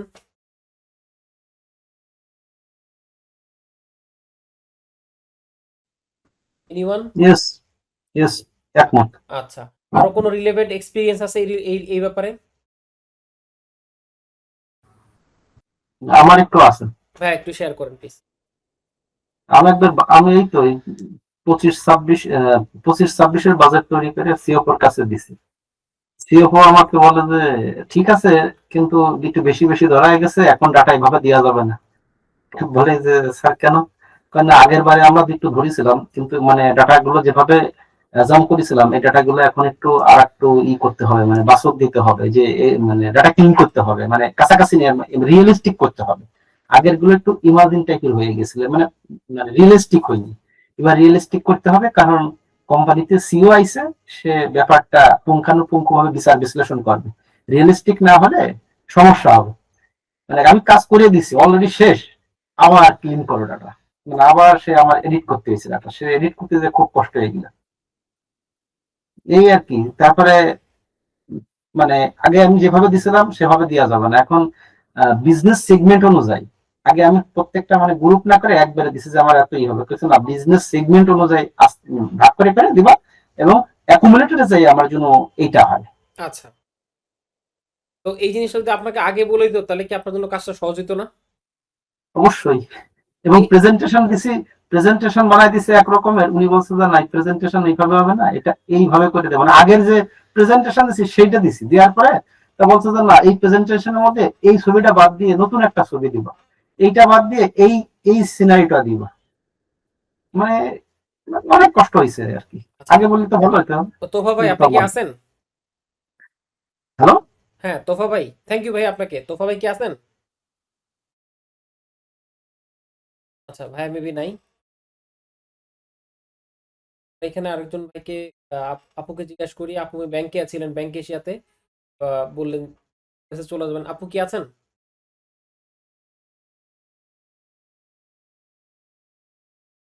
জি ভাইয়া আছি। আচ্ছা, ব্যাংক এশিয়া দেন, আমি অন্য আরেকটা প্রাইভেট ব্যাংকে ও আছি। আচ্ছা সরি বলেন। সরি আপু, Yes, যেটা বলছিলাম, ও আপনি এই ধরনের কোনো অবজেক্টিভ ডিফাইনে রিপোর্টিং করার ক্ষেত্রে এই ধরনের কোনো ডিফিকাল্টি ফেস করেছেন? না আমি আসলে ব্যাংকিং সেক্টরে একদম মানে ব্রাঞ্চ লেভেলে কাজ করেছি, হেড অফিস বা ডাটা লেভেলের সেক্টরে আমি কাজ করিনি কখনো। ডাটা নিয়ে মূলত আমার বেসিক হচ্ছে মেজর ছিল স্ট্যাটিস্টিক্স, বাট প্র্যাকটিক্যাল এই ধরনের কনসেপ্ট আমার নাই। আচ্ছা, থ্যাংক ইউ। আচ্ছা, আমার সাজ্জাদ ভাই সিভিল সিভিল নিয়ে পড়াশোনা করেছেন, সাজ্জাদ ভাই কি আছেন? জি ভাইয়া। আচ্ছা ভাই, আপনি একটু বলেন, প্রজেক্টের যদি প্রপার অবজেক্টিভ ডিফাইন না হয়, আপনি তো সিভিলের কনস্ট্রাকশনে কাজ করেছেন কখনো? জি ভাইয়া, আমি করছিলাম। ধরেন আপনাকে বললো যে, ধরেন ধরেন এক্সাম্পল, আপনাকে এই মুহূর্তে প্ল্যান দিল ধরেন রোডের একটা কাজ করার জন্য। এখন রোড কাজ করতে যে ধরেন প্রপার প্ল্যানিং এর মধ্যে ধরেন রোডের নিচ দিয়ে একটা পাইপ দেওয়ার কথা ছিল, বাট ওটা প্রপারলি আপনি বলে নাই। আপনি তো আপনার মতো ধরেন ম্যাকাডাম টাকাডাম করে আপনি একবার পুরো প্ল্যানিং করে কাজটা করে গেছেন। পরে এসে বললো আল্লাহ, এখানে তো ড্রয়িং অনুযায়ী তো এখানে এটা ছিল, এক্সাম্পল। তো ডিফাইন ধরেন ড্রয়িংটা চেঞ্জ হয়েছে, কিন্তু আপনাকে স্টেক হোল্ডাররা শেয়ার করে নাই। এই ধরনের ইস্যু কোনো ফেস করছে? অ্যাকচুয়ালি আমি এজ এ মানে কনস্ট্রাকশন বা সিভিল হিসেবে আমার মনে হয় যারা আছে তারা সবাই এই জিনিসটা ফেস করে। যেমন মনে করেন যারা বেশি বেশি করে ব্যক্তি মালিকানা বলেন বা যে প্রাইভেট সেক্টর যেগুলো আছে কোম্পানিগুলোতে, আহ আমরা যখন কাজ করতে যাই একটা প্ল্যান অনুযায়ী যখন আমরা একটা লেআউট তৈরি করে ফেলি, তো অলমোস্ট সেটা আমরা অলমোস্ট 30% কাজ করার পরে আমাদের যে সিও স্যার অথবা এমডি স্যার বা জিএম স্যার এসে বলে যে না, প্ল্যান চেঞ্জ করে এভাবে না এভাবে করতে হবে। তো সেক্ষেত্রে আমাদের অনেক হ্যাসেল হয় আসলে। আমাদের অনেক প্ল্যানও চেঞ্জ হয়, যেমন ওই জন্য এটা এদিক দিয়ে না করে ওটা ওদিক দিয়ে করতা, এদিক দিয়ে না করে ওদিক দিয়ে করতা। যদিও তাদের থেকে প্রথমে আমরা অনেক সময় প্ল্যানটা অ্যাপ্রুভ করে নিই, তাও কাজের মাঝখান দিয়ে এসে যখন প্ল্যানটা চেঞ্জ করে ফেলে, তখন জিনিসটা আসলে খুব বিরক্তিকর লাগে আর কি ভাই। আচ্ছা, তখন আবার ওখানে নতুন এটার করে জন্য আবার একটা, শুরু কাজটা শুরু আপনি করতে অলরেডি হয়। পিলার করে ফেলছেন না ওয়াল করে ফেলছেন, বলছেন না এটা ভাঙো, যা হয়েছে জি জি করো। জি জি, এটাই মানে আমি কয়দিন আগে এটা ফেস করছি। যে আমাদের এমডি স্যার সেম মানে প্রবলেম। মানে আমি একটা রুমের লেআউট দিয়েছিলাম, সেই রুমের লেআউট অনুযায়ী এটা অ্যাপ্রুভ করেছে, বা এটা 3-4 ফিট তোলার পরে তুমি বলছে না এটা ভাঙা, আবার এটা একটু বড় করো, এটা একটু ছোট করো। আচ্ছা এটা প্রতিনিয়ত আমরা ফেস করি। আচ্ছা, আমাদের এখানে সফটওয়্যার ইঞ্জিনিয়ারিং এ আছে ড্যাফোডিলে রায়হান, মেবি রায়হান ভাই আছেন?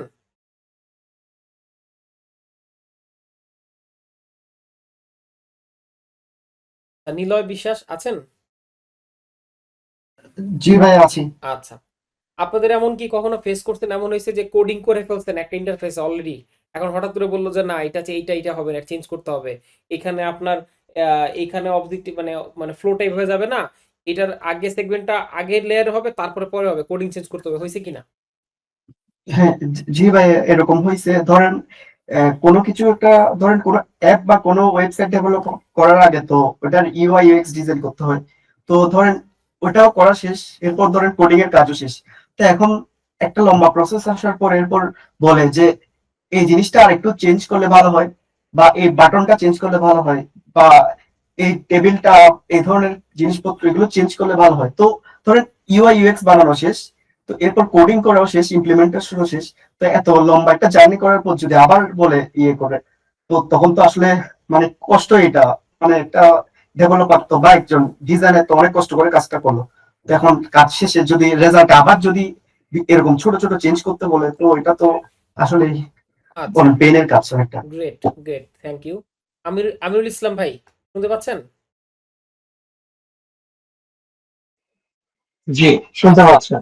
জি, আমাদের এখানে সবচেয়ে সিনিয়র আপনি মোস্ট প্রবাবলি ভাইয়া। জি, আচ্ছা, ভাইয়া তো মানে বিডি ফুডসে আছেন না? জি, আচ্ছা, তো ভাইয়া এখন বলেন, আপনি যে এক্সাম্পল গুলো কয়েকটা ইন্ডাস্ট্রি থেকে কয়েকজন ভাইয়ারা বললো, আপনার লাইফে, জব জি। লাইফে আপনি কি এই ধরনের কোনো কিছু ফেস করছেন কিনা, যে প্রসেস করতে গেছেন, প্ল্যানিং করছেন বা ক্যাম্পিং একটা করছেন, বা কাজের ক্ষেত্রে এটা অলরেডি ডিরেক্টর থেকে বলছিল সবকিছু করার পর চেঞ্জ হয়ে গেছে, বা আপনার অনেক সময় আপনি ইনস্ট্রাকশন দিয়েছেন ডাউন স্ট্রিম, এরকম? হ্যাঁ, সেরকম তো প্রতিনিয়তই হচ্ছে। বিশেষ করে যেমন এখন আমরা যে করছি, যেমন ইয়ার 2026 এর জন্য যে প্ল্যানটা করছি, সেলস প্ল্যান, সেটা আমরা বেস্ট করে হয়তো বা 25 এর মতো বা পিছনের 3 বছরের জন্য আমরা পুরোটা মানে সামনে রেখে হয়তো একটা প্ল্যান দিচ্ছি। এখন সেক্ষেত্রে আমরা যেটা, আমার দিক থেকে যেটা হয় সেটা হচ্ছে আমি জিএম টাকে হয়তো বা জিএম যে সেলস আছে তাকে একটু দিচ্ছি। আর আমাকে, আমার যেহেতু রিপোর্টিং বস হচ্ছে ডিরেক্টলি টু এমডি স্যার, সুতরাং স্যারকে আমার স্যারের মতো করে একটা তৈরি করে দিতে হচ্ছে স্যারের অপশন অনুযায়ী। তা এরকম বিভিন্ন রকম সমস্যা আমরা পড়ছি প্রতিনিয়তই। আচ্ছা, ওকে, গ্রেট। নুসরাত আপু, শুনতে পাচ্ছেন?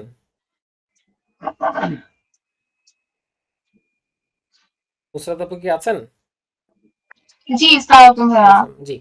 আচ্ছা, আপনারা যখন এন্টারপ্রেনারশিপ নিয়ে যখন পড়াশোনা করছেন তখন একটা মানে ইয়ে কি মানে আর্টিকেল কি পড়েছেন যে trial and error management of, মানে I mean trial and error management of entrepreneurship?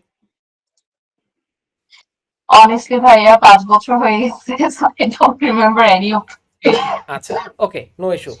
But mainly যেটা বলছিলাম, ট্রায়াল অ্যান্ড ইরর, এই ফেজটার সাথে কি আমরা সবাই কম বেশি পরিচিত?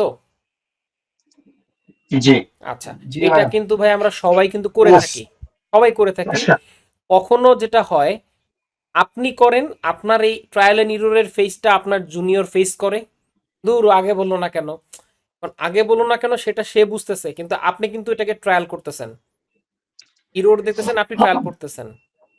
ধরেন সিএফও বললো যে এটা হবে না, এইভাবে করতে হবে, সে কিন্তু এটাকে ট্রায়াল করতেছে, ট্রায়াল এন্ড ইররকে করতেছে, বাট এটা এক্সিকিউট করতেছেন আপনি। বিজনেস অ্যানালিস্ট হিসেবে, বিজনেস অ্যানালিস্ট এটা একটা প্রচুর গুরুত্বপূর্ণ পার্ট। এই ট্রায়াল এন্ড ইরর হয়, এইটাকে অমিট করার জন্য, এটা সব ক্ষেত্রেই হয়। অনেক সময় হয় না, আপনার গাড়ি নিয়ে যাচ্ছেন, হঠাৎ করে 2 কিলো যাওয়ার পর আহা আমি তো ভুল রাস্তায় চলে আসলাম, আবার ব্যাক করতেছেন না? এখন গাড়ি যদি কথা বলতে পারে, দূর তুমি আমাকে কেন এত রূপ নিয়ে আসলে শুধু শুধু, আগেই বলতে আমি তাহলে বাম দিয়ে ঢুকতাম। আসলে এই রোডটা অনেক সবসময় হয়ে থাকে, আমরা করে থাকি, এটা একটা ন্যাচারাল থিং। এখন বিজনেসের ক্ষেত্রে এটা কমন একটা জিনিস, এটা হয়। এটার তো একটা অমিট করার একটা অপশন আছে, মানে ভুল শুধরানোর একটা অপশন আছে। শুধরানোর অপশনটা হচ্ছে একটাই, যে 1 নাম্বার হচ্ছে এই এই যে থিওরিটা বললাম যে আমার প্রিন্সিপালটা আছে, প্রিন্সিপালটা ফলো করা, এবং এটা মাস্ট বি ইন, এই প্রিন্সিপালটা অবশ্যই ইন ইন কি থাকতে হবে, ডিফাইন, মানে একটা একটা মাস্ট হচ্ছে রিটেন ফরম্যাটে থাকতে হবে। এই ট্রায়াল অ্যান্ড ইরর হয় তখনই, যখন মানে 90% ক্ষেত্রে ট্রায়াল অ্যান্ড ইরর হয় তখনই যখন এটা ভার্বালি হয়। মিটিংয়ে আলোচনা হয়েছে, কোন রকম একটা নোটস নেওয়া হয়েছে, নোটসের ডিফাইন মানে নোটসের মধ্যে ডেফিনেশনটা প্রপার থাকে না, হয়তো বা একটা রাফলি একটা ভিশনারি একটা থিঙ্কিং থাকে, তখন যে প্রবলেমটা হয়। তো তখন হয় কি ওই প্রবলেম ওইটা নিয়েই দেখা যাচ্ছে মিটিং থেকে আপনার দেখা যাচ্ছে বলে দিলেন যে হ্যাঁ বস স্যার তো এটা বলতে এটা করতে হবে, এটা ডেভেলপ করতে হবে। জাস্ট এ সেকেন্ড, তো আমি ভাই ক্লাসে আছি, ক্লাস শেষ করে আপনাকে ফোন। তো যেটা বলছিলাম, এই সেগমেন্টে এই সিচুয়েশনে আমাদের প্রথম কাজ হচ্ছে, প্রথমত হচ্ছে আমাকে আইডেন্টিফাই করা যে বিজনেসের প্রবলেম বা অপরচুনিটি যেটা আসলে আমি অ্যানালাইজ করতে যাচ্ছি বা অ্যাড্রেস করতে যাচ্ছি, এটা একেবারে আইডেন্টিফাই করা, হোয়াই আমি এটা কেন করব, এই হোয়াই এর অ্যান্সারটা লেখা বা ব্যাকগ্রাউন্ডটা লেখা, যে আমি এই বাজেটিং বা কস্ট অ্যানালাইসিস করতেছি কেন আগামী 26-এর জন্য, 26-এ আমি অ্যাকচুয়ালি এটা দিয়ে কি আউটপুট অ্যাচিভ করতে যাচ্ছি, আমার স্পেসিফিক গোলটা কি, আমি কি আউটকামটা আমি আসলে চাচ্ছি। আউটকাম হচ্ছে আমার সেলস টিমের গত বছরের পারফরমেন্স থেকে এই বছর আমি 10% পারফরমেন্স গ্রো করতে যাচ্ছি, এই 10% কথাটা ফিক্স থাকতে হবে। তখন আমি চলে আসি জিনিসটা ইজি, যে গত বছর সেলস টিমের টার্গেট ছিল 500 কোয়ান্টিটি, এই বছর হচ্ছে 10%-এ, তাহলে 550 আসবে। তাহলে 550 যদি রিয়েলিস্টিক নাম্বার হয়, এখন কোশ্চেন হচ্ছে ঠিক ইজ ইট রিয়েলিস্টিক। আমার গত বছর টিম ছিল 20 জন, এই বছর টিম হচ্ছে মাত্র 10 জন, বাট আমি চাচ্ছি করতে, তাহলে আমার এখানে রিকোয়ারমেন্ট কি থাকে, তাহলে এটা করতে পারবো ইফ পসিবল হোয়েন, তখন আমার এখানে গত বছরের যে সারপ্লাস আরো টিম থাকবে, অথবা আমি যদি টিমের ইফিসিয়েন্সি গ্রো করতে চাই। এক্সাম্পল, আপনারা দেখবেন যে কর্পোরেট একটা জিনিস হয় খুব কম বেশি কমন একটা জিনিস, যে আখের রস চিপা, আখের রস চিপা যায় একবার দুইবার তিনবার, এরপরে কিন্তু আর চিপে আর কিন্তু থাকে না কিন্তু। তো আমরা একই সেলস টিমকে বারবার বারবার করে প্রপার, ধরেন এক্সাম্পল, একবার একটা টিমকে দিয়ে আপনি যে রেজাল্টটা পাচ্ছেন, এখন এই টিমটা যদি আপনি ডেভেলপ না করেন, তাহলে কিন্তু সেম ইয়ারে এর চেয়ে বেটার রেজাল্ট পাওয়াটা একটু টাফ। তাহলে তাকে আইদার ডেভেলপ করতে হবে মেন্টালি, ফিজিক্যালি, ইমোশনালি, এই দিক এইগুলো দিক দিয়ে তাকে মানে আপনার কম্পিটিটিভ বানাইতে হবে, তাকে আরো মানে ডেভেলপ করতে হবে, সো দ্যাট আপনি ওই পার্টিকুলার গোলটা অ্যাচিভ করতে পারেন, যাতে তা ওই আখের রস থাকে। তো ব্যাপারটা হচ্ছে এই জায়গাটায়, যে আমার যে এই যেটা চাচ্ছি এটা কি আদৌ রিয়েলিস্টিক কিনা, পসিবল কিনা, এবং আমি এক্স্যাক্টলি 3 নম্বর পয়েন্টে আমি এক্স্যাক্টলি কোন কোন বিষয়টা অ্যাচিভ করতে যাচ্ছি এইটা ডিফাইন থাকতে হবে মাস্ট, যে নাম্বার 1 এটা, নাম্বার 2 এটা, নাম্বার 3 এটা, আমি 6টা রিপোর্ট চাচ্ছি, এটা চাচ্ছি, ওটা চাচ্ছি, এটা চাচ্ছি। এইটাকে সময় নিয়ে করতে হয়। এই সেগমেন্টে কাজ করার জন্য আপনার ইন্টারভিউ সেশন করতে হয়, লেভেল থেকে শুরু করে একেবারে common stakeholder department head থেকে শুরু করে যতটুকু নেওয়া যায় এই লেভেল এটাকে, এই লেভেল এটাকে সেট বাউন্ডারি সেট করতে হয়। এই সেটটা করার ক্ষেত্রে আমরা যেটা করি সেটা হচ্ছে আমরা এই কেপিআইটাকে মানে এটা ট্র্যাকিং সিস্টেমটা কি, এটা কি আদৌ ট্র্যাকেবল, কিছু কেপিআই আমরা নিলাম কিন্তু এটা ট্র্যাকেবল না, এটা মেজারমেন্ট আনতে পারবেন না, বাট তখন কিভাবে মেজারমেন্ট আনবেন, কি অ্যাজাম্পশনে আনবেন, এটাকে আপনার ডিফাইন করতে হবে যে এই জিনিসটা আসলে কোনোভাবেই সম্ভব না ইয়েতে করা, ম্যানুয়ালি করা বা নাম্বার আনা সম্ভব না, বাট তাহলে দেখতে চান কিভাবে, এইটা আমি দেখতে চাই একটা সার্ভের মাধ্যমে, এটা দেখতে চাই একটা আমার এমপ্লয়ের বিহেভিয়ার মাধ্যমে, লাইফ স্টাইল চেঞ্জের মাধ্যমে, বা এইটার মাধ্যমে, এটার মাধ্যমে, বা এইটার মাধ্যমে দেখতে চাই। এই জিনিসটা যেটার যেটার যে আউটকামটা ডিরেক্ট রেজাল্ট আসা পসিবল, এটা হ্যাঁ এটা পসিবল, এটা আউটপুট এরকম আসতে হবে, এটা এরকম রিপোর্ট ফর্ম আসবে, টেবিল ফর্ম আসবে, গ্রাফে আসবে, এইটা একটা স্টেটমেন্ট আসবে, এটা একটা সিম্পল একটা এটা একটা এমপ্লয়ের একটা ইন্টারভিউ হবে বা কাস্টমারকে ইন্টারভিউ হবে, বা একটা ফিজিক্যাল এভিডেন্স বা ছবি থাকবে, একটা ছবি হলেই চলবে, বা মার্কেটের অবস্থা কিটা বোঝা গেলে হবে, এই কিছু আউটপুটটা আউটকাম রেজাল্টটা কি হবে সেটা লিখতে হবে। এইটা হচ্ছে টু দা পয়েন্ট অবজেক্টিভ। আমি যদি কমন গ্রাউন্ডে চলে আসি, আমি যে কিছু কথা বললাম এটা একটু টপ লেভেলের পর্যায়ে চলে যায়, মানে এই টপ লেভেল বলতে ইনএসেন্স হচ্ছে ধরেন একেবারে ম্যানেজমেন্ট লেভেল থেকে সাথে কথা বলে এই জিনিসগুলো বের করতে হয় ইনএসেন্স। বাট আপনারা যদি গ্রাউন্ড লেভেলে চিন্তা করেন, আপনাদের যেটা করতে হবে, আপনাদের বস আপনাদেরকে বা আপনার স্টেক হোল্ডার আপনার মানে আপনাদের যারা আছে তারা কাজ দিবে, কোন একটা টাস্ক অ্যাসাইন করলো, ওই টাস্কটাকে আমার ডিভাইডেড করতে হবে কোন ফেজে, অ্যাকচুয়ালি কি চাচ্ছে, কয়টা কাজ চাচ্ছে, এই কয়টা জিনিস আছে এটা must be written, no verbal, আবারও বলতেছি নো ভার্বাল, এটা রিটেন, এবং ওই রিটেন ফর্মের আউটপুট কি চায়, আউটপুট কি, এটা কি রিপোর্ট আকারে না নাম্বারে না পার্সেন্টেজে, যেমন কিছু আছে যে সেলসের গ্রোথ কতটুকু, উত্তর কি চায় পার্সেন্টেজে, তার 2024 থেকে 25-এর গ্রোথ হচ্ছে 25%, এটা আনসার সে পার্সেন্টই চায়। সেকেন্ড উসুল কি করবে? আচ্ছা 25% মানে তার কত টাকা আমাদের এক্সট্রা রেভিনিউ হলো, ফাইন্যান্সিয়াল ইভ্যালুয়েশন কতটুকু হলো? স্যার 24 আমার ছিল হচ্ছে 200 সিআর, এবার করছি আমি হচ্ছে 272 সিআর বা 237 সিআর, এখানে টোটাল গ্রোথ আসছে 37 সিআর গ্রোথ আসছে। এই যে একটা দুইটা অ্যান্সার, কিন্তু একটা হচ্ছে পার্সেন্টেজে, একটা হচ্ছে নিউমেরিক ভ্যালুতে। That's all. এইটা আপনাকে বের করতে হবে, এটা কি আপনি কিভাবে চাচ্ছেন, মানে এটা কার জন্য দরকার? ম্যানেজমেন্টের জন্য দরকার। উনি তো কম্পেয়ার করবে, তাহলে এই বছরের প্রফিটে যদি হয় তাহলে এই বছর আমার ইনফ্লেশন আছে, inflation আমার খরচ বাড়ছে, এই বছর আমার ইনক্রিমেন্ট দিতে হবে পুরো টিমকে, যদি 5% বা 10% গড়ে ইনক্রিমেন্ট পায় অ্যাভারেজ দে, এখানে কত সিআর লাগবে, তাহলে আমার অপারেশন কস্ট বাড়বে কত, এটা সিএফওর সাথে কথা বলে বসে টসে প্ল্যান করে করবে। তো ওইটা একটা প্ল্যানিং, তো তার জন্য দরকার কি পার্সেন্টেজে এতটুকু হলে হবে, কিন্তু ডিপার্টমেন্ট হেড তার জন্য কি দরকার? আরেকটু ডিপ ডেপ দরকার, কোন টিম ভালো করলো, কোন টিম ভালো করলো না। আবার এইচআর পার্সপেক্টিভে যারা বিজনেস এইচআর পার্টনার আছে তাদের দর কি, কোন টিম খারাপ করলো, আর যে টিম ভালো করলো তার রিওয়ার্ড কি, তাকে নেক্সট টাইম আরো মোটিভেট করার জন্য কি করা যেতে পারে, কার প্রমোশন দরকার, কার প্রমোশন দরকার না, এই পার্টিকুলার ফেজ কিন্তু থাকে।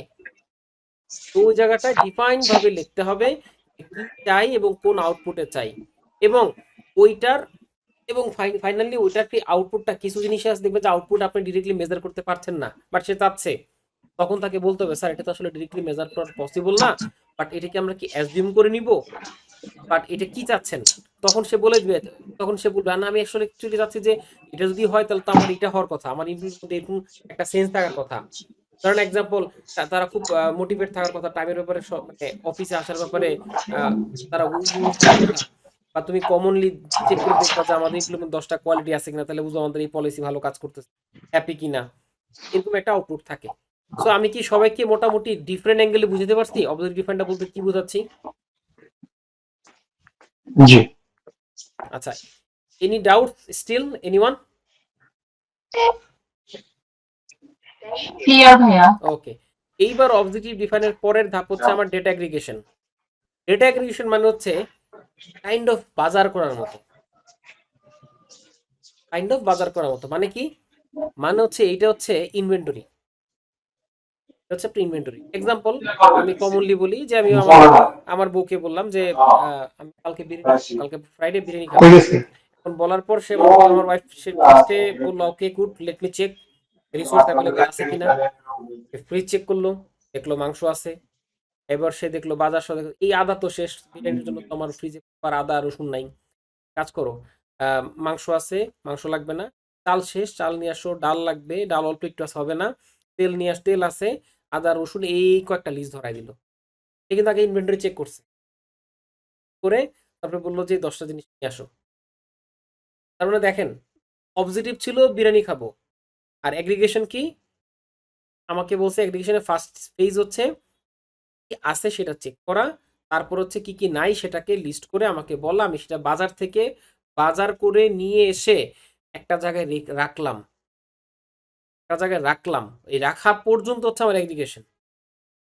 কখনো যদি এমন হয়, এমন কি করি আমরা, যে রান্না করতে গেছি, আর হঠাৎ করে দেখি যে এক্সাম্পল ধরেন রান্না করতে বসানোর পরে মনে হচ্ছে লবণ নাই, দৌড়ে গেলাম লবণ নিয়ে আসলাম। এরপরে লবণ দেওয়ার পরে মনে হলো আল্লাহ আমার তো টমেটো দিব, টমেটো নাই, আবার গেলাম টমেটো নিয়ে আসে চুল অফ করে। আর টমেটো দেওয়ার পরে মনে হলো আল্লাহ তো মাছই নাই। এটা কি কেউ করি আমরা কখনো? এটা কিন্তু আমরা কেউ করি না। আমরা যা রান্না করব তা আগে চিন্তা করি কি আছে, এটা করার জন্য যতটুকু সাফিসিয়েন্ট জিনিসপত্র লাগবে তা আছে, মানে একটা মেন্টাল ইনভেন্টরি করে ফেলি। না থাকলে ওটা আনতে বলা হয়, হ্যাঁ আজকে সিম দিয়ে কলা দিয়ে খাবো, কলা নিয়ে এসো, কালকে বাসায় শিং মাছ আছে, কালকে কলা নিয়ে এসো।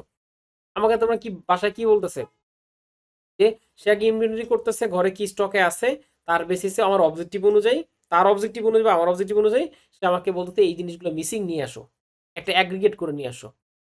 তার মানে এখানে দেখেন আমরা এখানে কি করতেছি, ডেটা অ্যানালিসিসের ক্ষেত্রে কি হবে ভাই, ঘটনা সেম। বস চাইছে কি সেলস রিপোর্ট, হ্যাঁ, এক্সাম্পল তানজিলার কাছে চাইছে হচ্ছে সেলস রিপোর্ট, যে আমার কি রাখবে, সেলস রিপোর্টটা লাগবে। এখন তানজিলা ফার্স্ট চিন্তা করবে আচ্ছা সেলস রিপোর্ট করার জন্য আমার কি মান্থলি সেলস কোথায় আছে, প্রশ্ন হচ্ছে এটা কি সিআরএম এ কোথায় আছে, সিআরএম এ আছে। সিআরএম এর অ্যাক্সেস কার কাছে আছে, আইটির কাছে আছে, তাহলে এটা আইটির কাছে নিতে হবে। আচ্ছা, আমি আইটি একটা মেল করে দিলাম, ডিয়ার আইটি টিম, আমার এত তারিখ থেকে এত তারিখ পর্যন্ত সেলস রিপোর্ট লাগবে। এরপরের প্রশ্ন কি এসে আমার হচ্ছে example best team basically measure করার জন্য কি করব আমি কথা বলে নিলাম। তার বেসিক্যালি মেজার কি করব, তুমি কয়েকটা জিনিস খেয়াল করবা। সেলস কেমন হয়েছে, টার্গেট অনুযায়ী তার অবজেক্টিভ, টার্গেট অনুযায়ী তার হচ্ছে কতটুকু হয়েছে, তারপরে তার অ্যাটেন্ডেন্স কেমন ছিল, তার এগেনস্ট ডিউ কালেকশন আছে, এই কয়েকটা জিনিস বললো। তাহলে কি হলো, প্রথমে আসি অ্যাটেন্ডেন্স। অ্যাটেন্ডেন্স কার কাছে আছে, আইটির কাছে, মানে এই অ্যাডমিনের কাছে আছে। অ্যাডমিন একটা মেল করলো, এর অ্যাডমিন ওকে কাজের জন্য আমার এত এই ব্যক্তিগুলো অ্যাটেন্ডেন্স লাগবে 1 বছর পরে। কি বলতো স্যার যে রিকভারি মানে সেলস অ্যামাউন্ট কত, টার্গেট ভার্সেস এটা কত। টার্গেট কার কাছে আছে, ব্যাক অফ সেলস টিমের, সেলসের যে এমআইএস আছে এমআইএস এর কাছে আছে। আমি সেলসের এমআইএস কে মেল করলাম, ডিআর সেলসের এমআইএস আমার এই বছরের পার্সোনালাইজ টার্গেটের লিস্ট দাও এবং তাতে টোটাল অ্যাচিভমেন্ট নাম্বারটা বলে দাও। এবার চলে আসে এমআইএস এর কাছ থেকে চলে আসে অ্যাকাউন্টস। অ্যাকাউন্টসে বলবো কি যে এই গত বছরের সেলস অনুযায়ী কার কার কত টাকা ডিউ আছে লিস্ট দাও, কতটা কালেকশন সেটা লিস্ট দাও। আমি কিন্তু এই কটা পেয়ে গেলে কিন্তু কি এখন কি আমি রান্না করতে হবে, ওগুলো পাইলে আমি কিন্তু বিরিয়ানি রান্না করতে পারবো।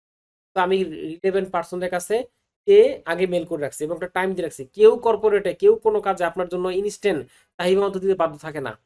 আপনাকে 10 বার 12 বার মিনিমাম ফলো আপ করতে হবে, ভাইয়া একটা রিপোর্ট চাইছিলাম সে কিনা। যদি এমন হয় যে মেল করার সাথে পেয়ে যান, that's mean you are lucky enough, that is a in this organization, এবং তাদের কাজ কাম খুব কম, আপনার মেল দেওয়ার সাথে সাথে দিয়ে দিছে, অথবা আপনি কোম্পানির খুব হেভি পারসন। আদারওয়াইজ আপনাকে বলা মাত্র কেউ দিবে না, টেক্স টাইম। জন্য আগে থেকে আপনাকে কি করতে হবে, এই রিলেভেন্ট ডেটাগুলোর জন্য রিলেভেন্ট স্টেক হোল্ডারের কাছে আগে থেকে আপনার ডেডলাইনের আগে একটা মেল পাঠিয়ে রাখতে হবে। এরপরে তাদেরকে আবার কি করতে হবে, ইটস এন জেনারেল কার্টেসি যে তাদেরকে মেল করে একটা ফর্মাল একটা ইনফর্ম করা, ভাই একটা মেল করেছিলাম ভাই, আশা করি আপনি দেখেছেন। মেলের পারপাস ছিল এই, আমি একটা রিমাইন্ড দেওয়ার জন্য দিলাম যে আমাকে এটা এতদিনের মধ্যে লাগবে, কজ আমাকে স্যার এই তাকে রিপোর্টটা করতে হবে, আপনার সাপোর্ট একটু লাগবে, কাইন্ডলি একটু আমাকে এটা কবের মধ্যে দিতে পারবেন। এই তাদের কাছে একটা স্টেক হোল্ডার কাছে একটা টার্গেট লাইন নেওয়া, টাইমলাইন নেওয়া, কনফার্মেশন নেওয়া, অ্যাকনলেজমেন্ট নেওয়া। এই যে আমরা ইঞ্জিনিয়ারিং ফিল্ডে বা যে কোনো ফিল্ডে আমরা যে ইস্যুগুলো ফেস করি, আমরা একটা কনফার্মেশন নেওয়ার পরে ড্রয়িং চেঞ্জ হয়ে গেছে, আবার কাজ করে ফেলতেছি, তো প্রবলেম আবার চেঞ্জ করতে বলে। এটা কেন, এটা হচ্ছে ইন্টারনাল কমিউনিকেশন এবং অ্যাকনলেজমেন্টের গ্যাপ।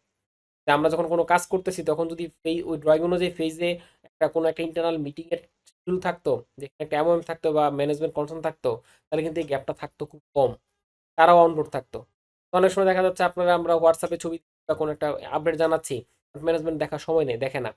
ওই জন্য যেটা করতে হয়, বাংলাদেশের কালচারাল প্র্যাকটিসে, যে আপনি একটা মেল পাঠানোর পরেও আপনাকে ছোট্ট করে ফোন দিয়ে তাকে হাই হ্যালো করে 1 মিনিটের জন্য বলা যে স্যার আমি জানি আপনি মেলটা দেখছেন, বাট একটু রিমাইন্ড করতেছি স্যার এই পারপাসে লাগবে, কাইন্ডলি যদি আমাকে এই তারিখের মধ্যে দিতে পারেন। তখন দেখবেন যে সে দিয়ে দিছে, এবং ধরে নেন এইটা বলার পরেও 50% পাবেন না, 50% পেয়ে যাবেন। তাদেরকে আবার সেকেন্ড টাইম রিমাইন্ডার করতে। স্যার গতকাল মনে আছে স্যার, আপনাকে বলেছিলাম কালকে দেওয়ার কথা স্যার, আপনি পারবেন আমার জন্য, খুব আর্লি দেওয়া যায়।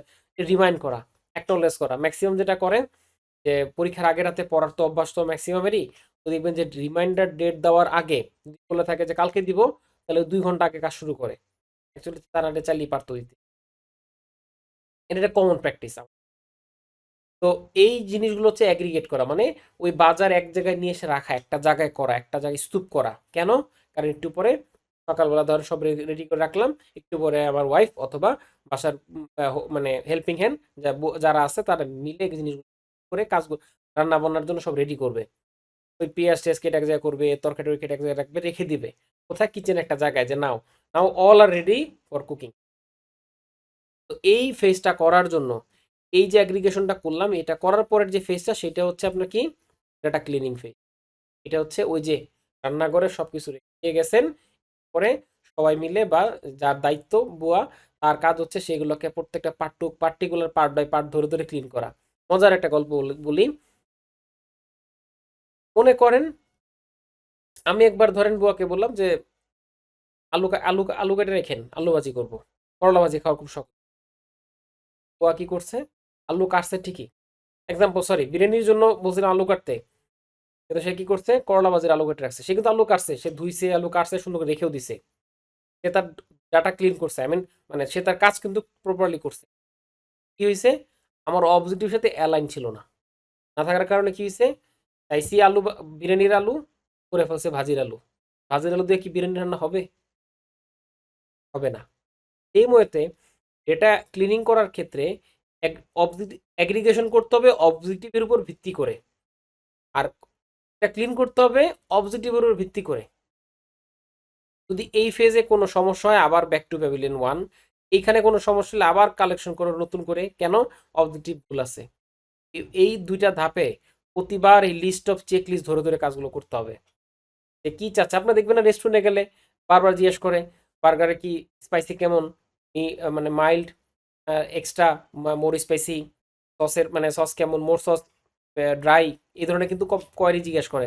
এটা কিন্তু করে শেফের সামনে দিয়ে রাখে। শেফ কিন্তু ইনগ্রিডিয়েন্ট দেখে দেখে কি করে, কি ঝাল হয় ডেটা গ্রেড করার সময় কি করবে, আগে একজনই সব গ্রেড করে দিবে, যেটা স্পাইসি হবে সস নিয়ে আসে। করার সময় সব ইনগ্রিডিয়েন্ট চেক করে করে বারবার চেক করে, দেখে দেখে চেক করে করে দেন কি করতেছে, তারা রান্না করতেছে। কেন? অবজেক্টিভ ভুল হয়ে গেলে ফাইনালি খাবারই ভুল হয়ে যাবে, আবার নতুন করে রিপিট বানাইতে হবে। তো এই ক্ষেত্রে ডাটা ক্লিনিংটা খুবই গুরুত্বপূর্ণ। অবজেক্টিভের উপর ভিত্তি করে ডাটা ক্লিন করতে হয়। সো ডাটা ক্লিনিং এর কিছু ফেজ থাকে, অ্যাজ ইউ নো, বিশাল একটা ফেজ থাকে। তো আমরা একটা কাজ করি, আজকে আমাদের অনেক সময় হয়ে গেছে, আমরা ইনশাল্লাহ আগামী ক্লাসে আমরা ক্লিনিং এর ডিটেলস ফেজ, অ্যানালিটিক্স এর মেথোডলজি, এই প্রসেসটা আমরা একটু মোটামুটি শেষ করব। আজকের ক্লাসটা আমরা যে করলাম মোটামুটি আজকে সবার সাথে করলাম, সবাই ছিলেন। আমাকে কাইন্ডলি একটু আপনারা একটু সংক্ষেপে দুই একজন ফিডব্যাক দেন আজকের ক্লাসের প্রসেসটা, বা মানে আজকে ওভারঅল কেমন লাগছে।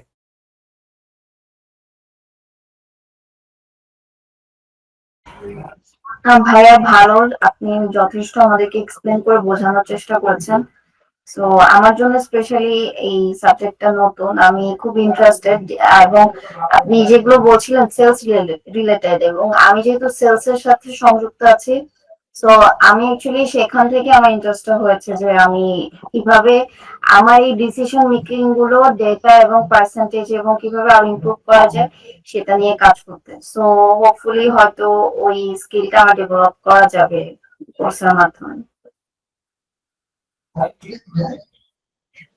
ভাইয়া আমার একটা অন্য ধরনের একটা প্রশ্ন ছিল, জি জি আপু। হেল্প হচ্ছে আমি আপনার আরেকটা বেঁচে আছি, আমি আজকে ফ্রি ছিলাম তো তাই ভাবলাম আপনার ক্লাস একটু জয়েন করি।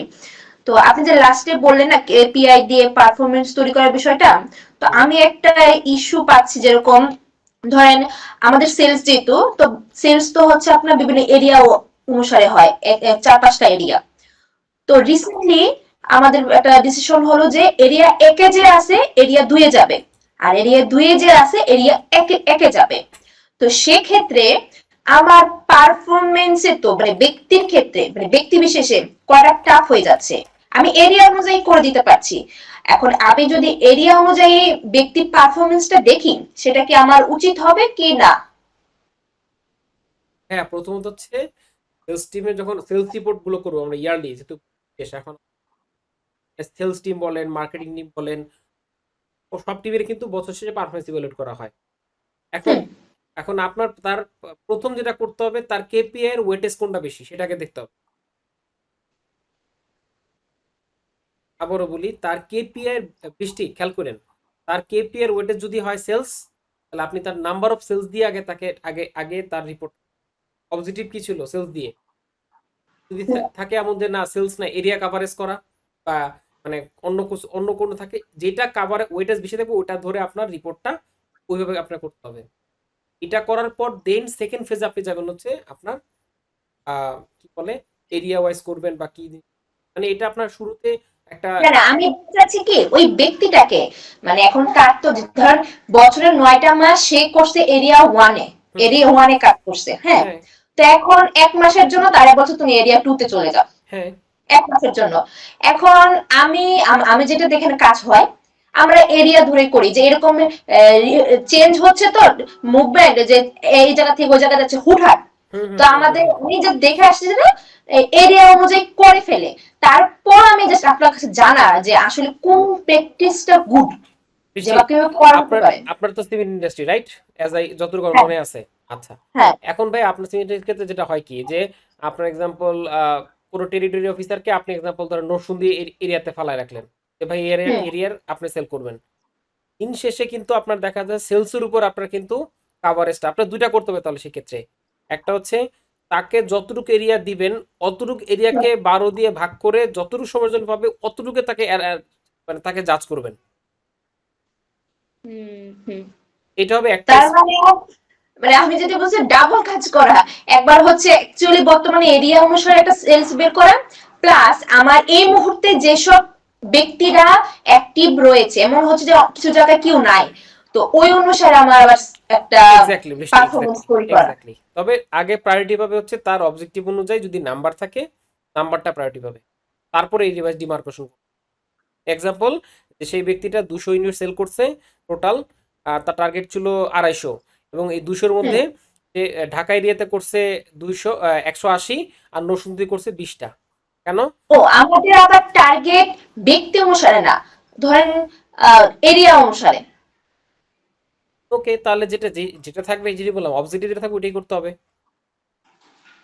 অবজেক্টিভ মানে শিট আছে এখন না, ব্যক্তি যেখানে যাক সমস্যা নাই, বছরের আমার শুরুতে একটা টার্গেট ওই এরিয়াতে এটাই ছিল, সেলস এটা।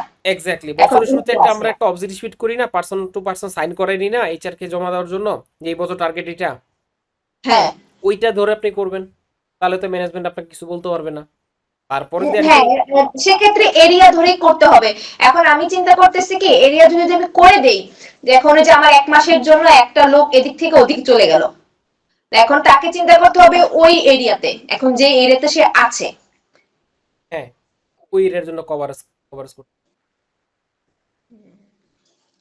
মানে একটা লোক যদি এক্সাম্পল একটা এরিয়াতে ভালো সেল করতে পারে এবং অন্য এরিয়াতে করে আসে, তাহলে ধরে নিতে হবে ওইটাও অ্যাজাম করতে হবে যে এটাও যদি তাকে আমি রাখতাম সে এরকমই সেল করতো। এটা এখানে আপনি আবার একটু প্রিভিয়াস সেলস এর ডাটার আগে, তো ধরেন এবার আমি 25 এর করব, আমার তার সাথে কম্পেয়ার করতে হবে 24 এর সাথে। 24 এর সাথে, এখন এই জায়গাতে আমার একটা ঝামেলা হয়, যে আমি এই যে চেঞ্জ হয়ে যায়, তখন আমরা এরিয়াতে জায়গা, ওকে, মানে এরিয়া অনুসারে করি। আরেকটা বিষয় আমার জানার, ধরেন আমি বলতেছি 5টা থানা নিয়ে একটা এরিয়া, হুম, আর একটা 5টা থানা নিয়ে একটা এরিয়া।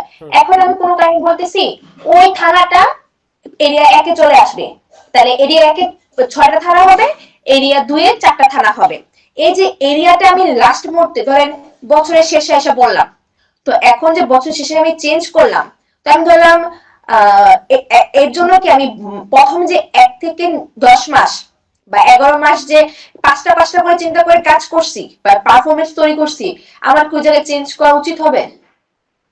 অবশ্যই উচিত হবে। আপনার এখানে ব্যাপারটা হচ্ছে আমরা ওই যে অ্যাকাউন্টিং করি না, একটা হচ্ছে মানে অ্যাজাম্পশন মোডে এখন কিছু প্রসেস থাকে, অ্যাক্রুয়াল বেসিস থাকে। হ্যাঁ, তো এটার মধ্যে একটা ব্যাপারটা হচ্ছে যে আপনার যা খরচ হয়েছে শুধু তাই করবেন, আর একটা হচ্ছে যা খরচ হইতে পারে ভবিষ্যতে সেটাও অ্যাড করবেন। আপনার এখানে যেটা করতে হবে সেটা হচ্ছে আপনার টিম এই পরিমাণ সেল করছে যেই রাতে, তাকে ওই জায়গায় ওর জন্যই বোনাস দিতে হবে, ওই জন্য অতটুকু রেওয়ার্ড করতে হবে।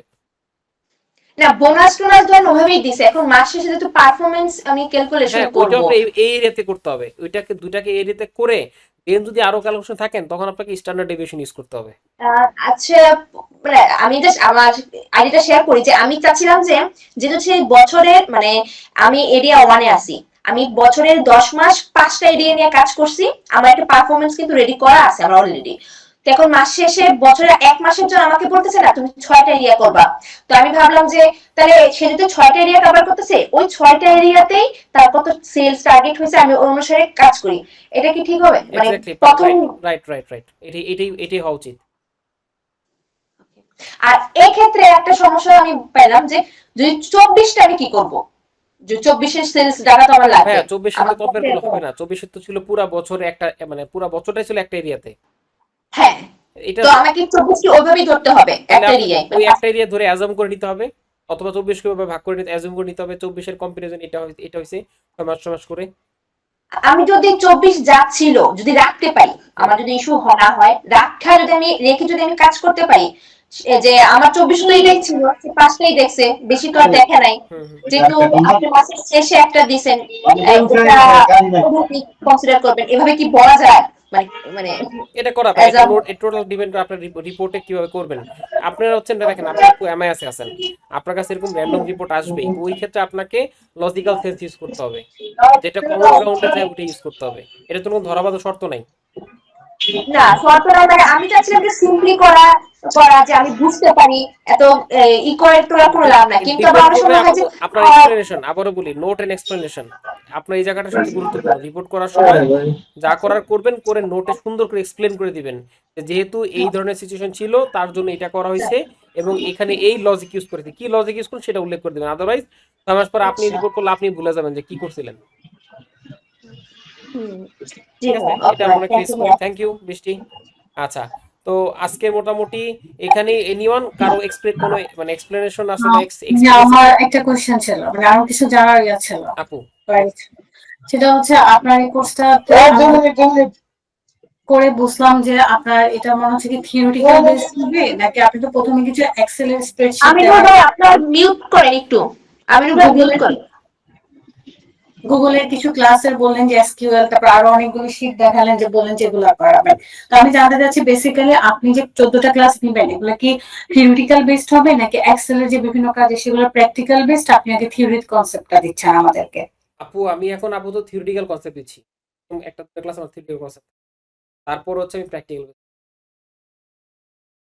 এই স্টুডেন্ট মানে আমি যে মানে কিউরিয়াসিটি থেকে যে স্টুডেন্ট ধরেন যে ডাটা বা স্ট্যাটিস্টিক্স বা এই ধরনের ব্যাকগ্রাউন্ডের না, সে তাহলে যে mean median mode standard deviation null hypothesis আমরা যে প্রজেকশন করে আসছি স্ট্যাটিস্টিক্স এর যে বিভিন্ন ক্লাসের যে ইয়েগুলা, সেগুলো কি সে কম্পেয়ার করে করতে পারবে? আমি আগে বলে নিচ্ছি, আমি শুধু ডেসক্রিপটিভ দেখাচ্ছি, যেটা সহজ ওইটাই কঠিনটা আমি দেখাচ্ছি না। কারণ ওই লেয়ারটা আসলে ডেসক্রিপটিভ এগুলো প্র্যাকটিস না করলে এটা যাওয়া ঠিক হবে না। আর ওইটা করাটা এই 14টা ক্লাসের মধ্যে পসিবল না। আপনি পসিবল। ওই আচ্ছা, আমাদের আপনি বেসিক্যালি এই এই আপনার যে 16টা ক্লাসে আপনি যে থিওরিটিক্যাল কনসেপ্টটা দেওয়ার পরে আমাদেরকে এক্সেলে যে ক্লাসগুলা প্র্যাকটিক্যাল যে ক্লাসগুলা সেটাতে যাবেন। থিওরিটিক্যাল দেওয়ার পরে প্র্যাকটিক্যাল ক্লাসে যাব। যেমন এই যে একটু আগে বৃষ্টির সাথে কথা বললাম, ওনাকে বললাম যে এর মধ্যে কিন্তু স্ট্যাটিস্টিক্যাল একটা মোড চলে আসছে। এখানে চলে আসছে। স্ট্যান্ডার্ড ডেভিয়েশনের কথা বুঝতে করতে বৃষ্টিও বুঝছে কি করতে হবে। এখানে কিন্তু বৃষ্টির এখানে কিন্তু আপনার এই যে মিন মিডিয়ান মোডের কাজও চলে আসছে কিন্তু।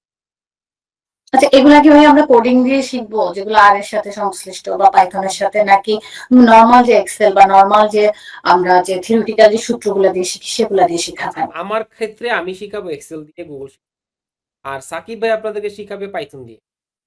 আচ্ছা, আমি বেসিক্যালি একটু আর এর, তারপর যেহেতু আমার নেক্সট ইউএসএ তে পাইথনের চেয়ে আর হচ্ছে বেটার, কারণ সেম ইউনিভার্সিটিতে সেম সাবজেক্টে আমার হাজবেন্ড এই বছর গিয়েছে অলরেডি। তো এই কারণে তার সাথে আমি কথা বলে সে আপনার এখানে ক্লাস করেছিল আপনাদের এখানেই।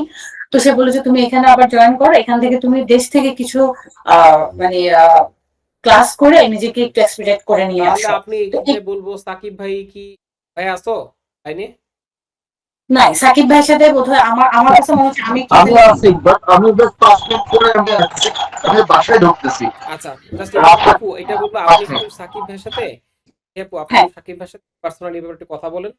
ভাই ঠিক আপনাকে আছে। ভালো হ্যাঁ, সাজেস্ট করতে হবে। দেখেন আপনার যদি এটা ভ্যালুয়েবল মানে কাজে না লাগে, আদারওয়াইজ আমি মনে করবো করার দরকার নেই। ব্যাপারটা আমার কথা জি জি জি, রাইট। আমার কাছে মনে হচ্ছে আমি থিওরিটিক্যাল কনসেপ্ট আমার মানে যেটুকু আছে এটাকে আমি এখন এক্সেল বা ওই যে পাওয়ার বিআই বা ওগুলার দিকে দ্রুত আমার একটু ক্যাচ করে নেওয়ার দরকার।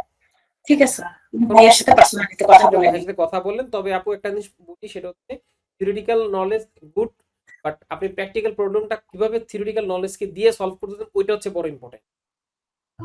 তাও ঠিক, হ্যাঁ রাইট, রাইট, ঠিক আছে। ওকে ভাইয়া। থ্যাংক ইউ সবাইকে। আর কোনো ইস্যু বা কোনো কোয়ারিজ বা কোনো আজকের কোনো রিমার্কস ক্লাসের ব্যাপারে? এনিওয়ান?